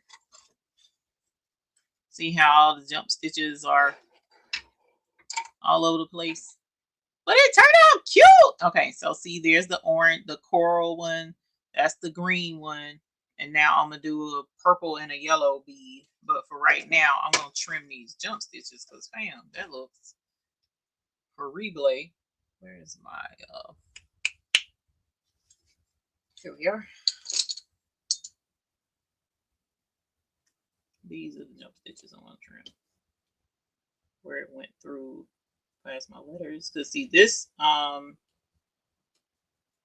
doesn't trim. Well, I don't know if this machine trims jump stitches or not. I gotta look that up. My multi-needle does.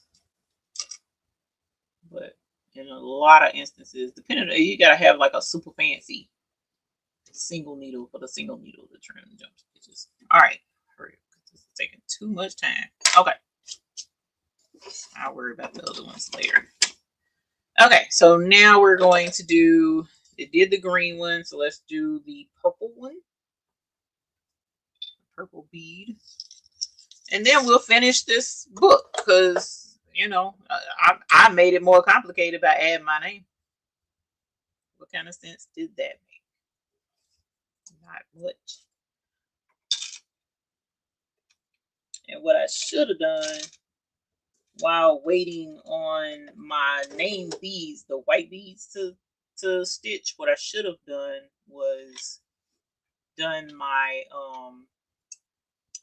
rhinestone overlay for the applique part. Come on, fam. You know what? Let me do what I did earlier,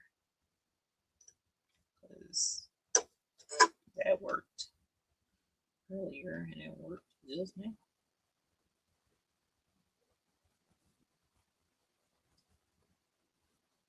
I need to turn the light back on. I think that's part of my problem. The light is off. Did I thread that? Is it threaded? I can't tell. I turned the light off down here on the machine so that don't do it, so that we could see. And it's I think that's what's gonna cause the problem. Is that threaded? I can't tell. Looks like it is. Okay, we're gonna hope that it's threaded.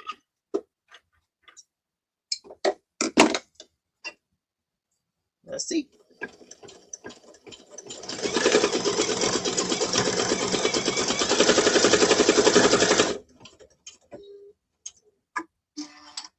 All right, and now yellow, and then we'll be done with the beads. We'll be done with the beads. All right. Now let's do the yellow. Da da da da da da da da da da da da da. And also, before we leave, I don't know. Let's see if y'all want to meet my son, my middle son. Damn it, I swear. That takes. Why does it work sometimes and then sometimes it doesn't? I don't understand. I'm doing wrong. Hold on. I know that's wrong. Okay, now. I don't know what I keep doing this different. See, it didn't work that time. I don't know what I'm doing different. I know I'm hooking something. I'm not hooking something, and that's why it's not working every time. But I don't know what it is because the light ain't on and I can't see. But I just threaded it just then. First try. All right. If my son wants to meet y'all, then he'll come in at the end. So not right now. Probably about another 20 minutes or so before I sign off.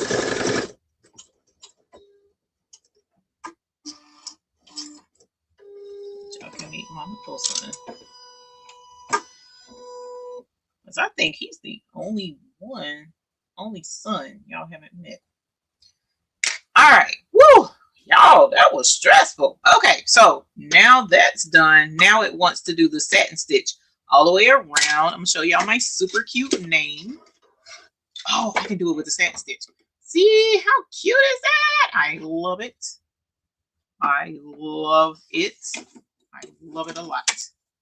All right, so what color satin stitch I'm going to do is, because it's right here and because I'm sick and tired of what I'm doing, I'm going to go with the gray. And it's for me, it's not, it ain't got to be fancy or nothing. So I'm just gonna let it do the satin stitch. And then we gonna be done, okay? Because we're getting tired. I am. I've been tired actually, because like I said, we were out of town not all weekend. We left Saturday a little bit late, and then we drove a couple of hours to go not too far, South Carolina, and we just got back, and I'll help with that. All right, satin stitch.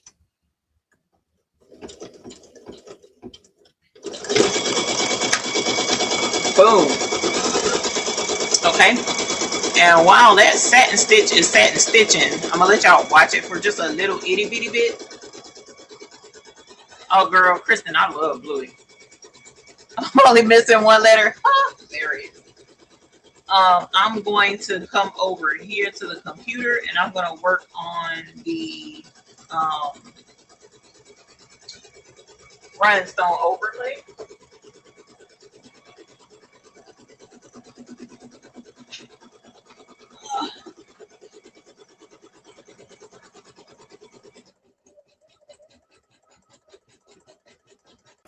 And I'm gonna bring the mic over here with me. There's a hook on the left side of the needle in the gray thing. I'm sure it is, fam, but guess what? I can't see it under there with it dark. It looks light to y'all, but if I were to cut the light on the embroidery machine, then the light glares in the camera. So then it's super duper bright and it's hard for y'all to see what is stitching. So if I turn the light off on the embroidery machine, even though the camera brightens it for y'all, it's too dark for me. So it's like, bro, I cannot. So I'm going to merge in. Where is it? I don't know what I did with it. Hold on. Okay, so watching a satin stitch can be kind of boring. So while that's satin stitching, I'm going to show you what I'm doing here. So the cool thing about Sew It Pro is it can take any part of your embroidery design and turn it into an applique file, SVG, right, that you can use on a cutting machine. So I want to make this a rhinestone heart, okay? So that is going to be step number 15. So you see there's the outline to that's the placement stitch rather. So that's what I'm going to use over in Silhouette. So now that I have this placement stitch highlighted, there's a pen tool right here that says Save Applique Cutouts. Okay, see where it's blinking up there at the top? There's a little pen. So I'm going to click that little pen and see it takes that that run stitch to make the shape of the heart. And it says Save the cutout. All right, and I want it to save as an SVG, not a JPEG. So I got it saved as an SVG, and it's going to save in my downloads folder. And I'm going to hit Save Cutouts. And it's in my downloads, blah, blah, blah. Okay, so that's where it's supposed to be. So let's merge in. Let's go File, and let's go Merge. And there it is. There's the heart thingy, I hope. And let's hit OK, and there she goes. Okay, now the only problem is this is the exact size of, this is the size right here, right? So reasoning skills, good night, D-balling. Reasoning skills. What is the problem if I make a rhinestone design just off of this shape by itself? What will cause me a problem? Who knows? For those that have made rhinestone designs, yeah, Sheila says I need to make it smaller, but why? Why do I need to make this rhinestone heart smaller?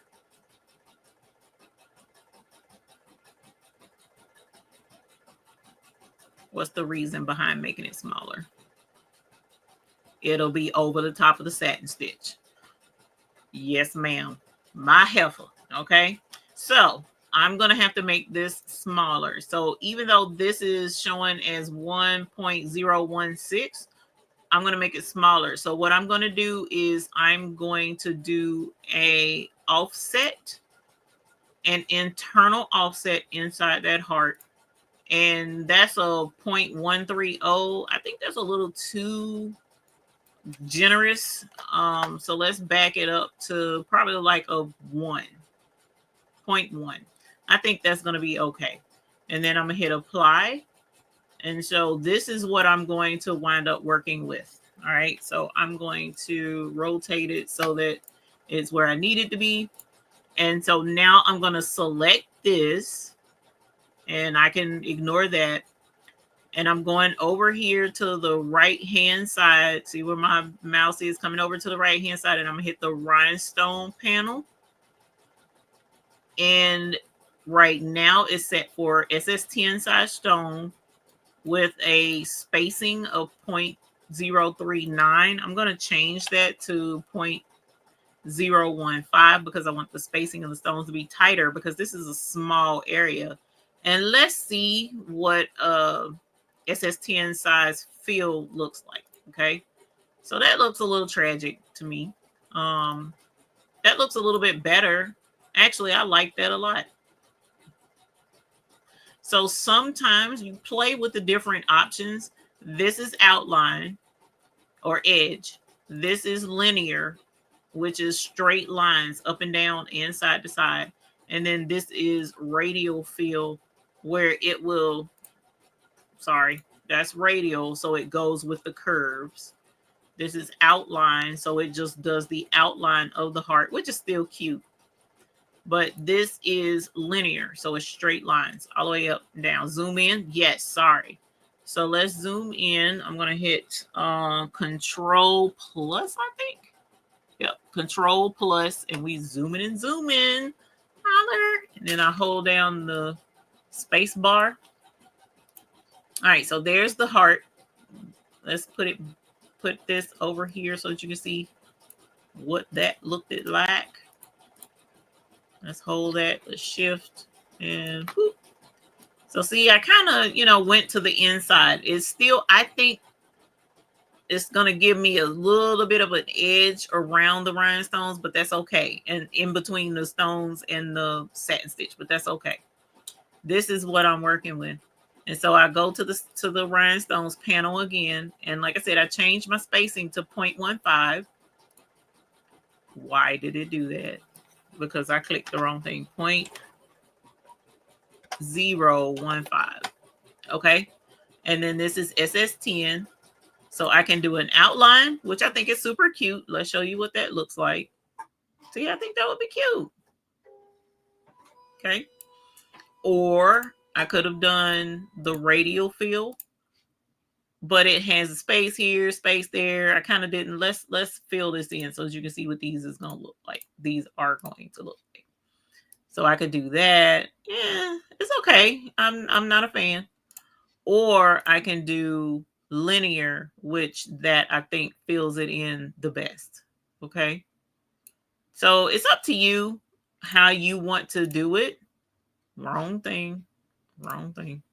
It's up to you how you want your presentation to be. Entirely up to you, but I'm going to go with linear. Okay. And let me show you real quick because my stuff done stopped. This is what 0.39. When we first opened it, it was at 0.039 spacing. So just to give you an idea of what that looks like, I'm going to hit space, and that's what 0.39. That's the distance between stones. Minimum distance between stones is 0.39. So that's why I prefer the 0.015 because it puts those stones tighter together. Okay. And then this is SS6. Someone is asking, is SS6? Here's what SS6 looks like. This is linear. This is outline. And this is radial. Okay. But that's SS6. SS10 is a bigger size stone. So you get less stones. But I do like how the linear looks for that. Okay. That's what I'm going to do, Sheila. So the reason why I think this is going to be sufficient is because I'm going to be using crushed ice over the top of the fabric. Yes, the embroidery machine did stop, but I wanted to show that. And then we're going to go back over here because I need to cut that. So I'm going to leave that up real quick because I got to send it to the machine. And I'm going to be over here. So give me a sec. That's done. So, it need to do the bean stitch.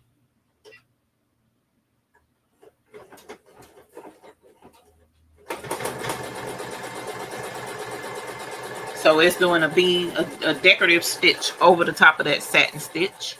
And then it's going to switch to the other side. All right, so this is what I'm going to use. This right here. So I'm going to delete that.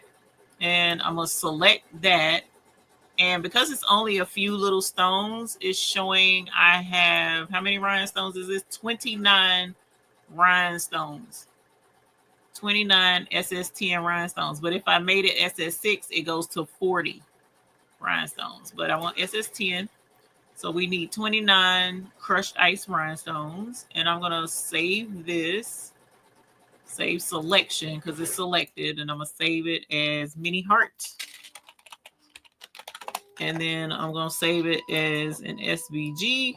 It's going to be in my downloads folder. And I'm going to click OK. And now let's go back to the embroidery machine. Okay, let's see. Where are we at? We are at 10:58. Oh my gosh. I do it every time. Okay. So sorry for taking too long, y'all.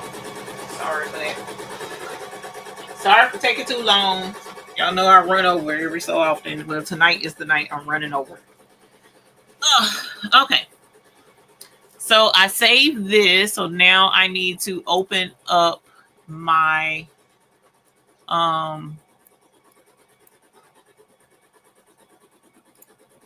Rhinestone machine. Let's bring this over. Let me see if I can. Okay. So this is the design software program for my cutting machine, for my Graph Tech. So this is what I just cut out.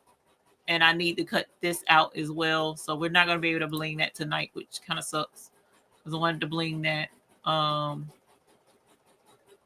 And I also wanted to bling this, but you know how it goes.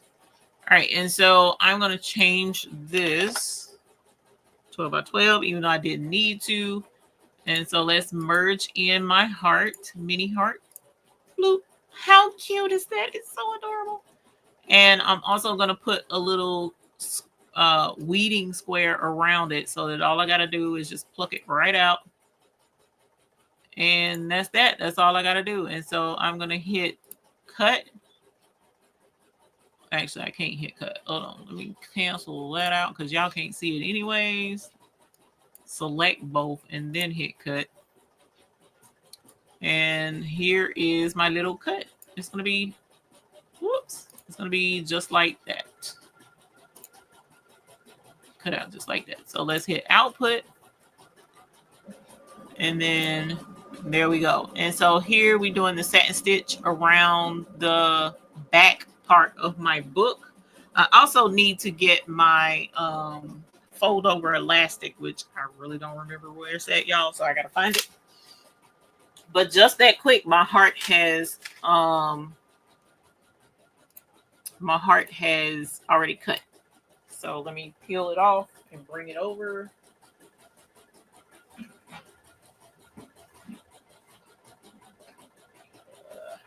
Get it off the machine. Bloop.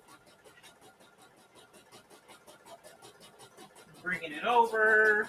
Oh, let me get my trackball so I can do that while I'm over here. All right, so here is my heart. Look right, and so I need to get a little piece of chopping mat. And like I said, I'm going to use crushed ice over the top of some bluey fabric. So that's what we're going to do there. Oh, let me change my audio. All right, so there's my heart. And then, like I said, I'm going to do bluey, a heart with bluey on it. And then use crushed ice over the top of her picture. So that's the plan, man. Let me grab my crushed ice. I was going to do crushed ice AB, but I'm going to do just crushed ice. It's been a minute since I've used just plain old crushed ice. Okay. Jesse said he got all night. I ain't playing with y'all like that, Jesse. I would love to, though. But it's been a long day, so I'm going to have to bow out this time. But one day we're going to pull an all-nighter. Okay, I think that's going to be a lot of fun. Probably not for my husband, but it will be for me. Okay, so here is, let's go ahead and bling this while that's stitching so that our heart will already be done. And I'm just going to put my hand right here so that it won't spill all over Kingdom Come. And then let's brush this in. And it's done. Just one, missing one stone. Just that quick. Bloop. Wasn't hard, was it? So let's put one stone in there. Boop. And let's put this up.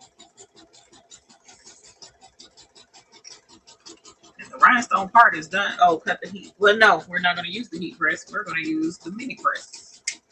Holler. Not pulling out all the stops. We pulling out all the stops. Doing all the different cool stuff. All right, so here is that. Let me grab a little itty bitty piece of tape. That's why I keep scraps right here near my table, because you never know when you're going to do an itty bitty project.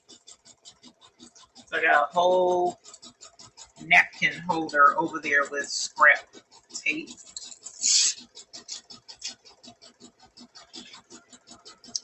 And there's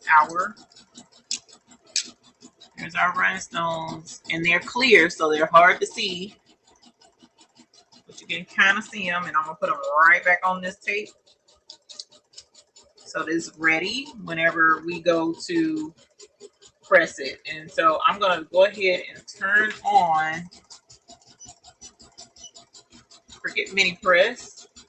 Set this over here to the side. Move this out the way, because we're done with it for right now.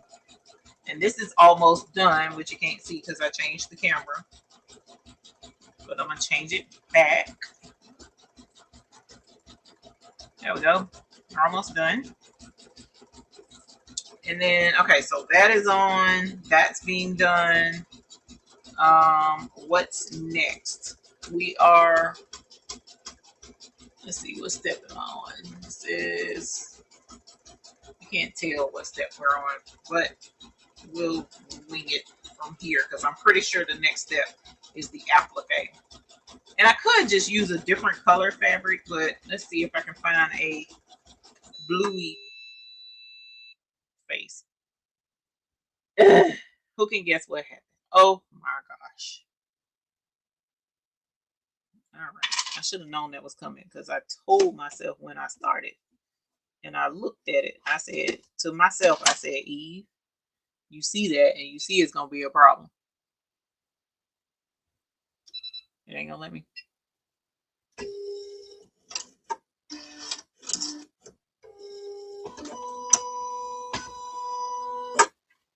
Yes, but in the bobbin. So my bobbin ran out. I looked at it. But that's super cute though. Y'all look. Oh my gosh. Look at that.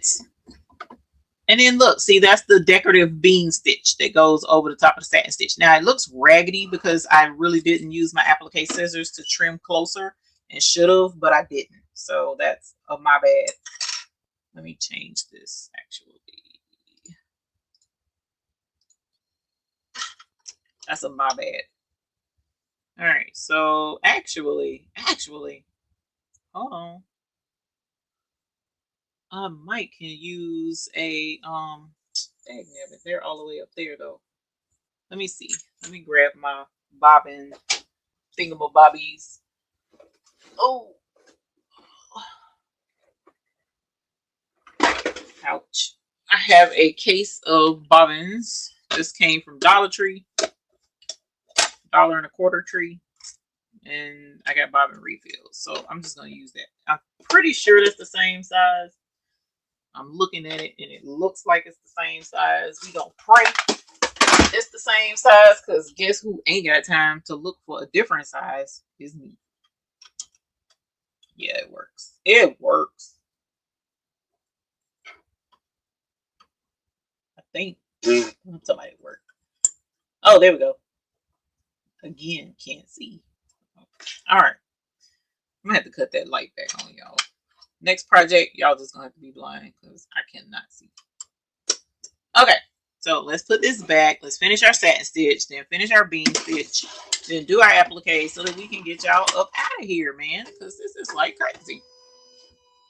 Okay, so why did you go over there? No, why did you go over there? Huh? Why did you go over there? Hold on, let's think on this thing for a minute, because it backed all the way up. Okay, so where are we? Where are we? We are right here. Okay, that's that step. That's that step. And that's the right step, but I need to fast forward. Let's see. All right, so how do I fast forward?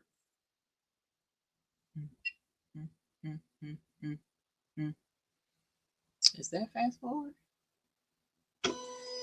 Yes, it is, girl. Yes, it is.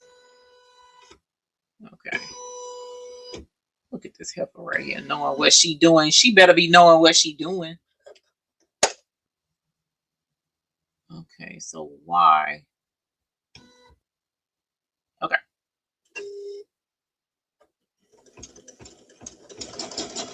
Yeah, boy. Okay, it looks like, did I start it fast enough? Early enough? Oh, y'all can't see? Oh my gosh. It was trying to jump all the way back over to the other side, and it looked like I did start it. Because I don't see any gap right here. Or is that a gap right there? It's a little teeny gap right there, but it's not that big of a deal. See, you see what I'm saying? When you get to fooling with your stuff, you can figure stuff out.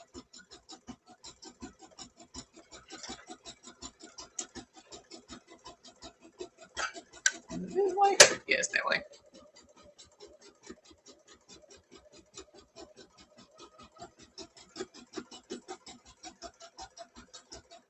Booyah! Holler! Okay. Yeah, boy. All right, so now we got to do the bean stitch. So I'm doing that now.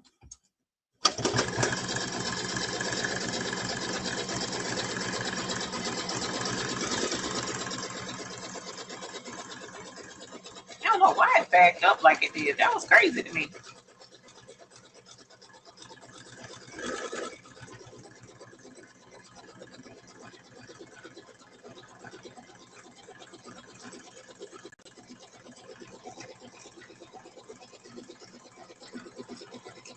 I gotta trim these threads after the fact. It looks horrible, but it'll be all right.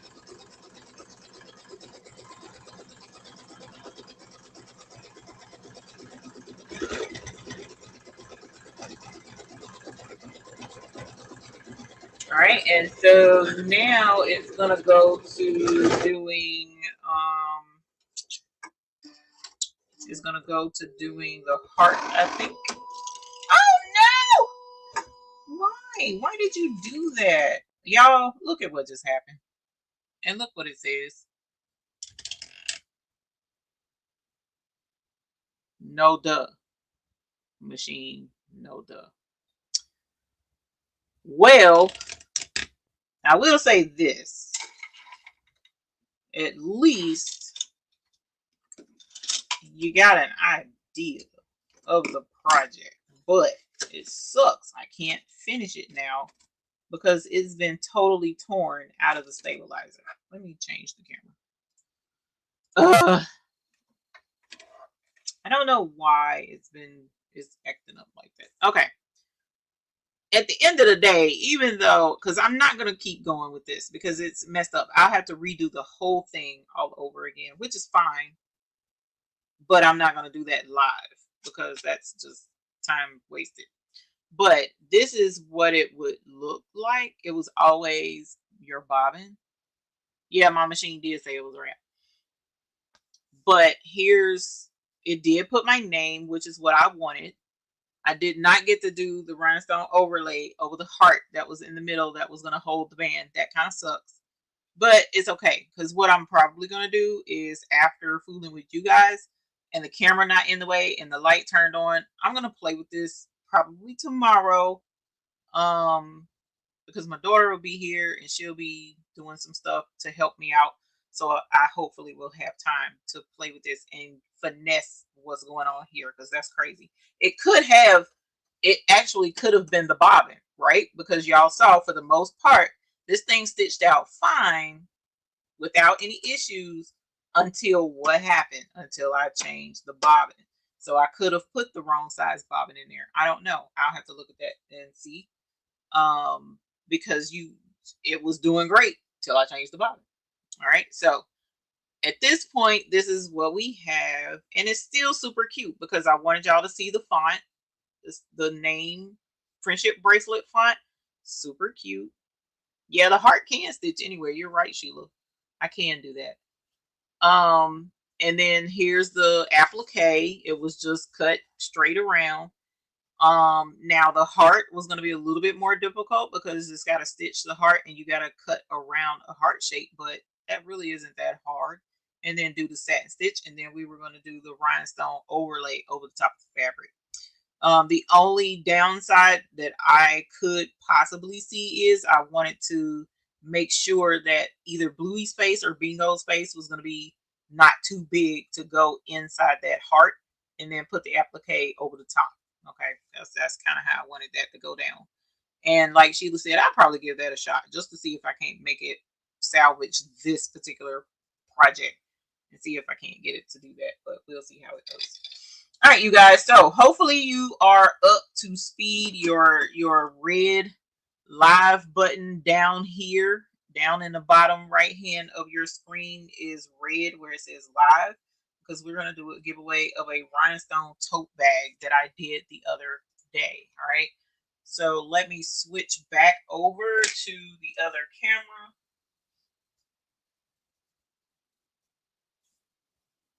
Over here.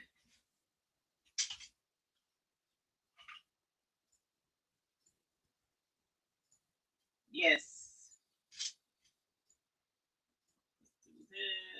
Let's do this. Yes, Chris Smith, that is absolutely correct. I also needed to check the it could have been a bad bobbin. You know, whenever you're working just fine and you either change your thread or change your bobbin, and then all of a sudden it starts to act up, it very well could be what you just changed, and then you fix that, and then that'll fix the problem. But you know, that's troubleshooting 101, and I don't have time for that tonight. But here it is over here on this screen so that you can see it. I just need to trim up some of these threads where I did not trim the applique fabric close enough. But I still say it's super cute. I absolutely love Bluey, and I love the design, and I love the way my name turned out with the little friendship bracelet font. Super, super cute. So I hope I can salvage this. All right. So the other night when I was on with Patrice and Marilyn, we blinged a couple of bags. And this one I am going to do a giveaway for. It says, be kind to your mind. And I think it's a super positive message. And I love the rhinestones. Oh, real quick, let me show you the rhinestones as well. But this is Crystal AB is the outline. And the inside stone is Icy Crystal AB is the outline. And the inside is Icy Moss, which is a new green for us.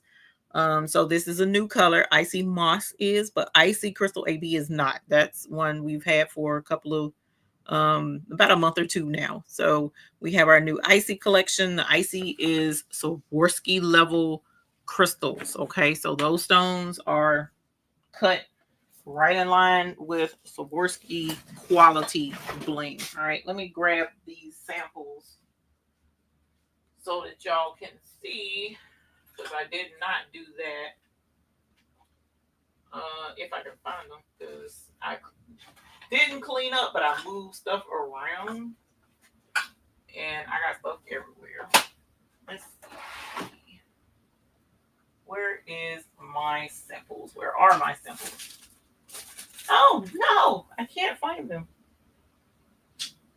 Well, I do have them in the container. What is this? Is this it? Nope, that's not it. Y'all, you know what? This is what happens when you get old and tired. Sick and tired. Okay. All right, well, so much for showing y'all the samples of the stones on the heart thing. Because I have them and I see them in my brain, but my brain isn't telling me where they are. But here is, this is the Icy Honey. I don't know if you can see that in the container.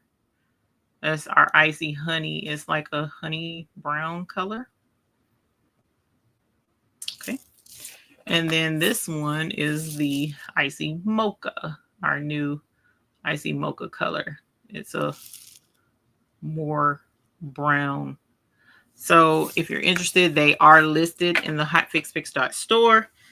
So definitely check them out. And the Icy Moss is in there as well. Okay.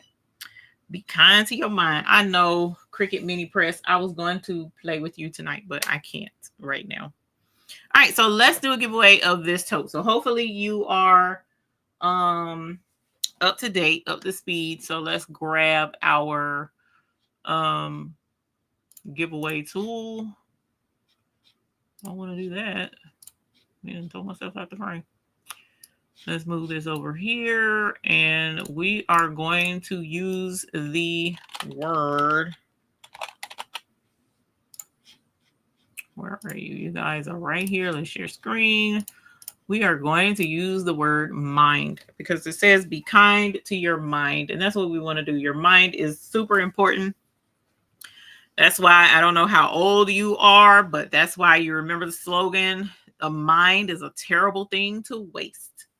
Oh, I know where my colors are now. Oh my gosh.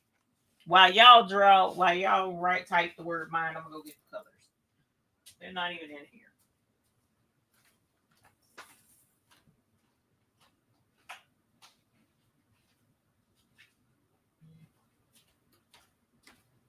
They were in there where I was taking the pictures.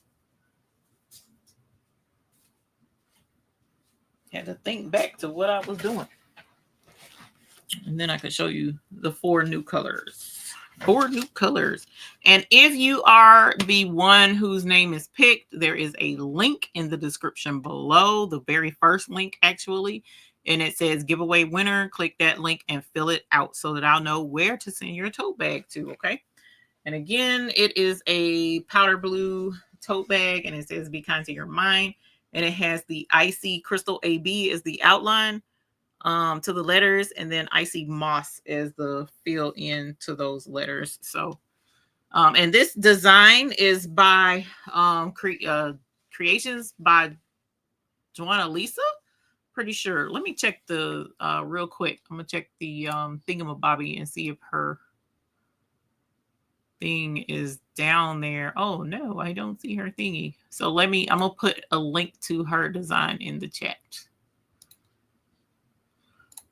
while y'all type that a little bit longer, give more folks in here, even though we kind of sitting right here at 70. So let's copy. Let's do this. Let's do this. Let's do this. Let's do that. Let's do that. And let's do this. And I'm going to put this in the chat. All right. And let's hit draw, because I'm going to put it in the chat too after we are done. And congratulations to Gail Designs. Holler. Yes, honey. Yes. Congratulations, Miss Gail. Holler. So I'm going to shoot out your tote to you. So please be sure to fill out the form anyway, fam. Because when I tell y'all, when I'm working and we packing orders and stuff, to have to go look up information is tragic. So as long as I have it in the right spot, they know where to get or my daughter knows where to get the address, and then we can go from there. All right. So that is for the Be Kind to Your Mind tote. And this design, I'll put the link in the chat to that design so that if you want to bling it, you can go get it. Okay. Meanwhile, here are the colors. Again, so we've got the Icy Honey. This is Icy Honey. And this one is Icy Mocha. This one. This is Icy Lava, which is a reddish orange. And then this is Icy Moss. Miss Brenda, we just got these colors in. I run them because, so here's the deal.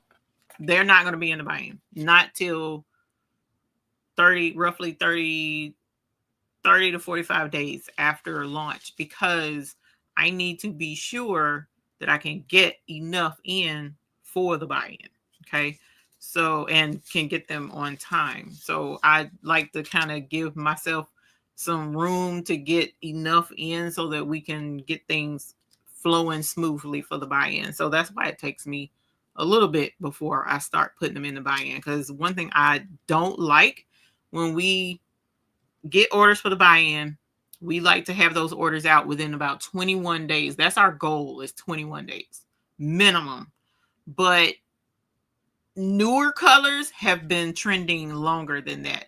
And I don't like to get to 30 days. And I definitely don't like going over 30 days for those orders. So I try to make sure that I have everything all together before I put them in the buy-in. These are too new for that. So these will be in probably the following buy-in before we post these. Okay. But they are in the hotfixfix.store. So for now, for those who are fine getting them now, they're in Hotfix. They're already listed. The only thing I don't have right now in Hotfix is Icy Moss and SS6, actually. And that's because it hasn't arrived yet. So I don't post anything until it's here. Okay. So at any rate, thank y'all for coming and hanging out with us. Thank y'all for watching the embroidery project and seeing how to do applique, a simple applique project. I hate we didn't get to put the rhinestones on them yet. My apologies on that. But like I said, I was going to look at putting a follow-up video, a freestanding video, to show how to do a lot of what I just did tonight. Okay. Also, in addition to that, I showed you how to add in a font, super cute font, by the way, this friendship bracelet font. I showed you how to add that into a regular embroidery design so that you can put a name in on a design that wasn't a part of the design to begin with. So there's how to do that. And this is an In the Hoop project. It's a 5x7 In the Hoop project. The link to this notebook holder is below if you're interested in doing them. And she has a whole long list of these notebook holders. So definitely go check out Designs by Little B for In the Hoop projects, because she has a lot of really good ones. But this one, as soon as I clean it up and figure out how to run this again, I'm going to try it again and see if we can't finish this out with the rhinestones on it. And I'll post a picture later. Okay. So meanwhile, you guys go have a great week this week coming. Please be sure to post pictures of what you've been working on this week. And like I said, if you're interested in, the buy-in never closes anymore. Used to be, I'd be like, okay, I've made a executive decision.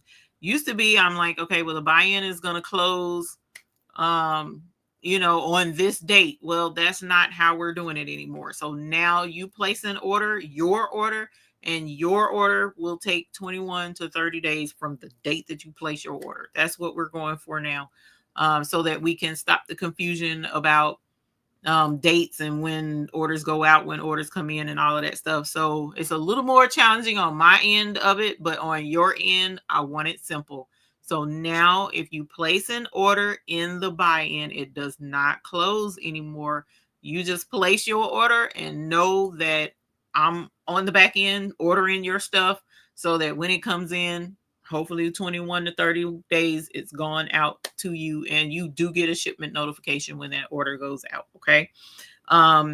Also, if you place an order, please put insurance on your package. That money, matter of fact, I'm splitting the cost of insurance with you. I've never told anybody that. You don't even pay the full cost for your insurance. So when you place your order, that insurance, especially if it's UPS, that also covers if your package goes missing off of your porch. Okay. Because this is what happens, and it's happened before. A person does not get insurance on their package, right? Especially around holiday time. You don't really have to stress too much about it now, but I still suggest it, because what happens is you'll get a delivery. You don't buy the insurance, the extra insurance, which is only a couple of dollars. You don't get the extra insurance. Then when your package is delivered, UPS or USPS says we show that we delivered it. So we're not going to give you the complimentary $100 insurance that they put on these packages. They're not going to give it to you, because according to them, they delivered it. But if someone comes on your porch and takes that package, then the insurance company, the extra insurance that we offer, it's not through us, it's by Ship Insurance, I think is the name of it. They will say, where's the package? And I'm like, okay, bro, the customer says the package was stolen off of their porch. They're like, okay, bet. Well, they have y'all fill out some paperwork. They have me fill out some paperwork. They make their decision. I have yet to have them deny a claim.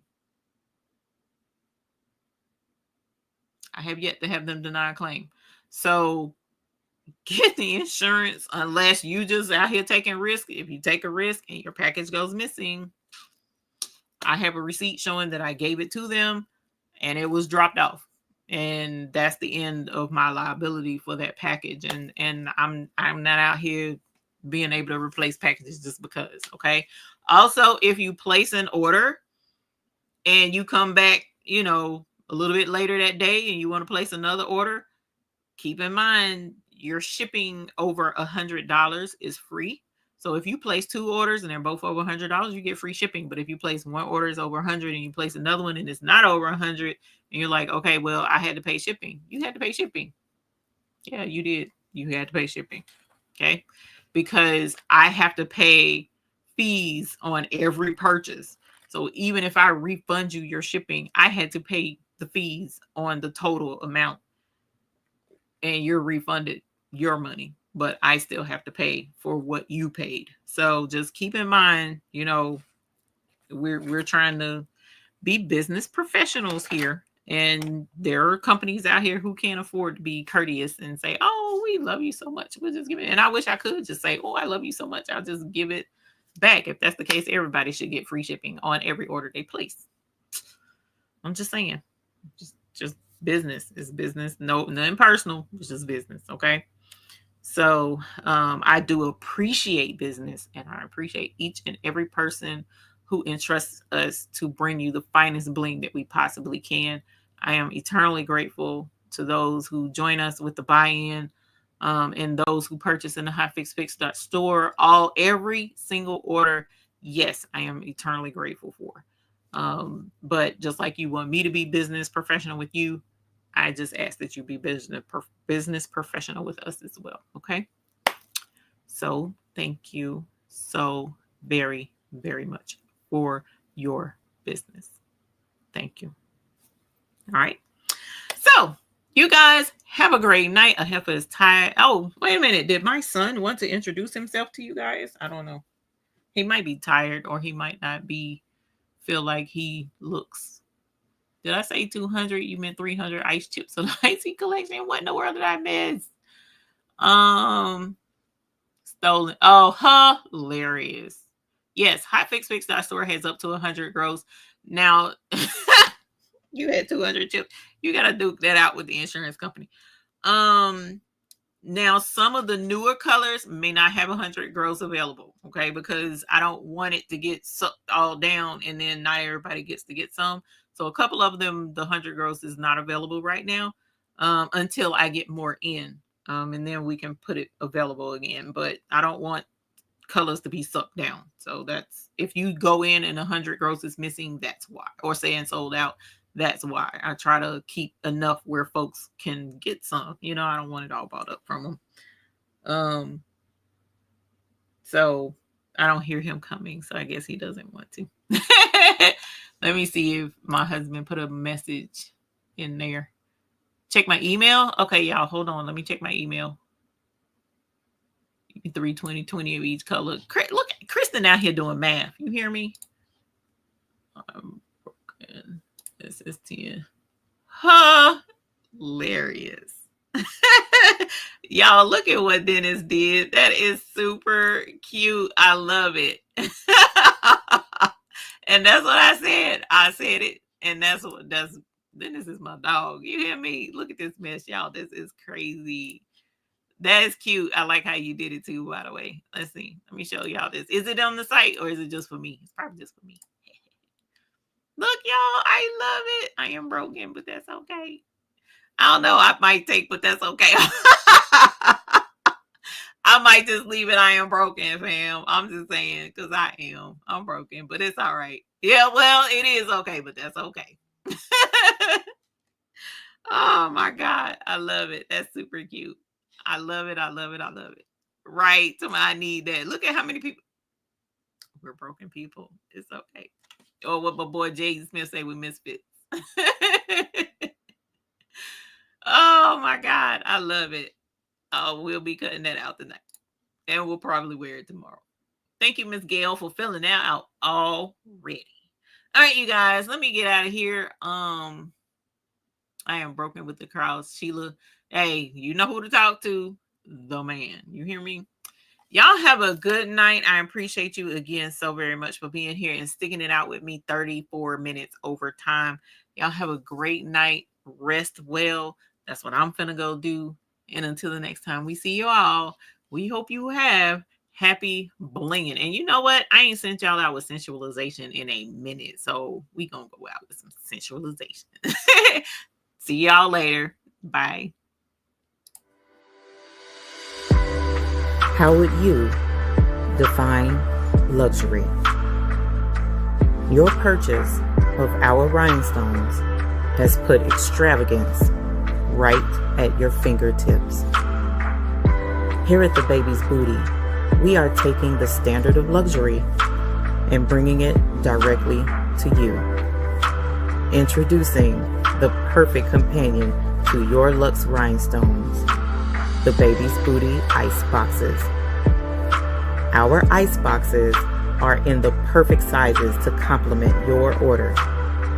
Each color in your purchase will be labeled and packaged in these elegant acrylic boxes, ready to display your luxury stones for everyone to see. The Baby's Booty Ice Box, where our bling is the finer thing.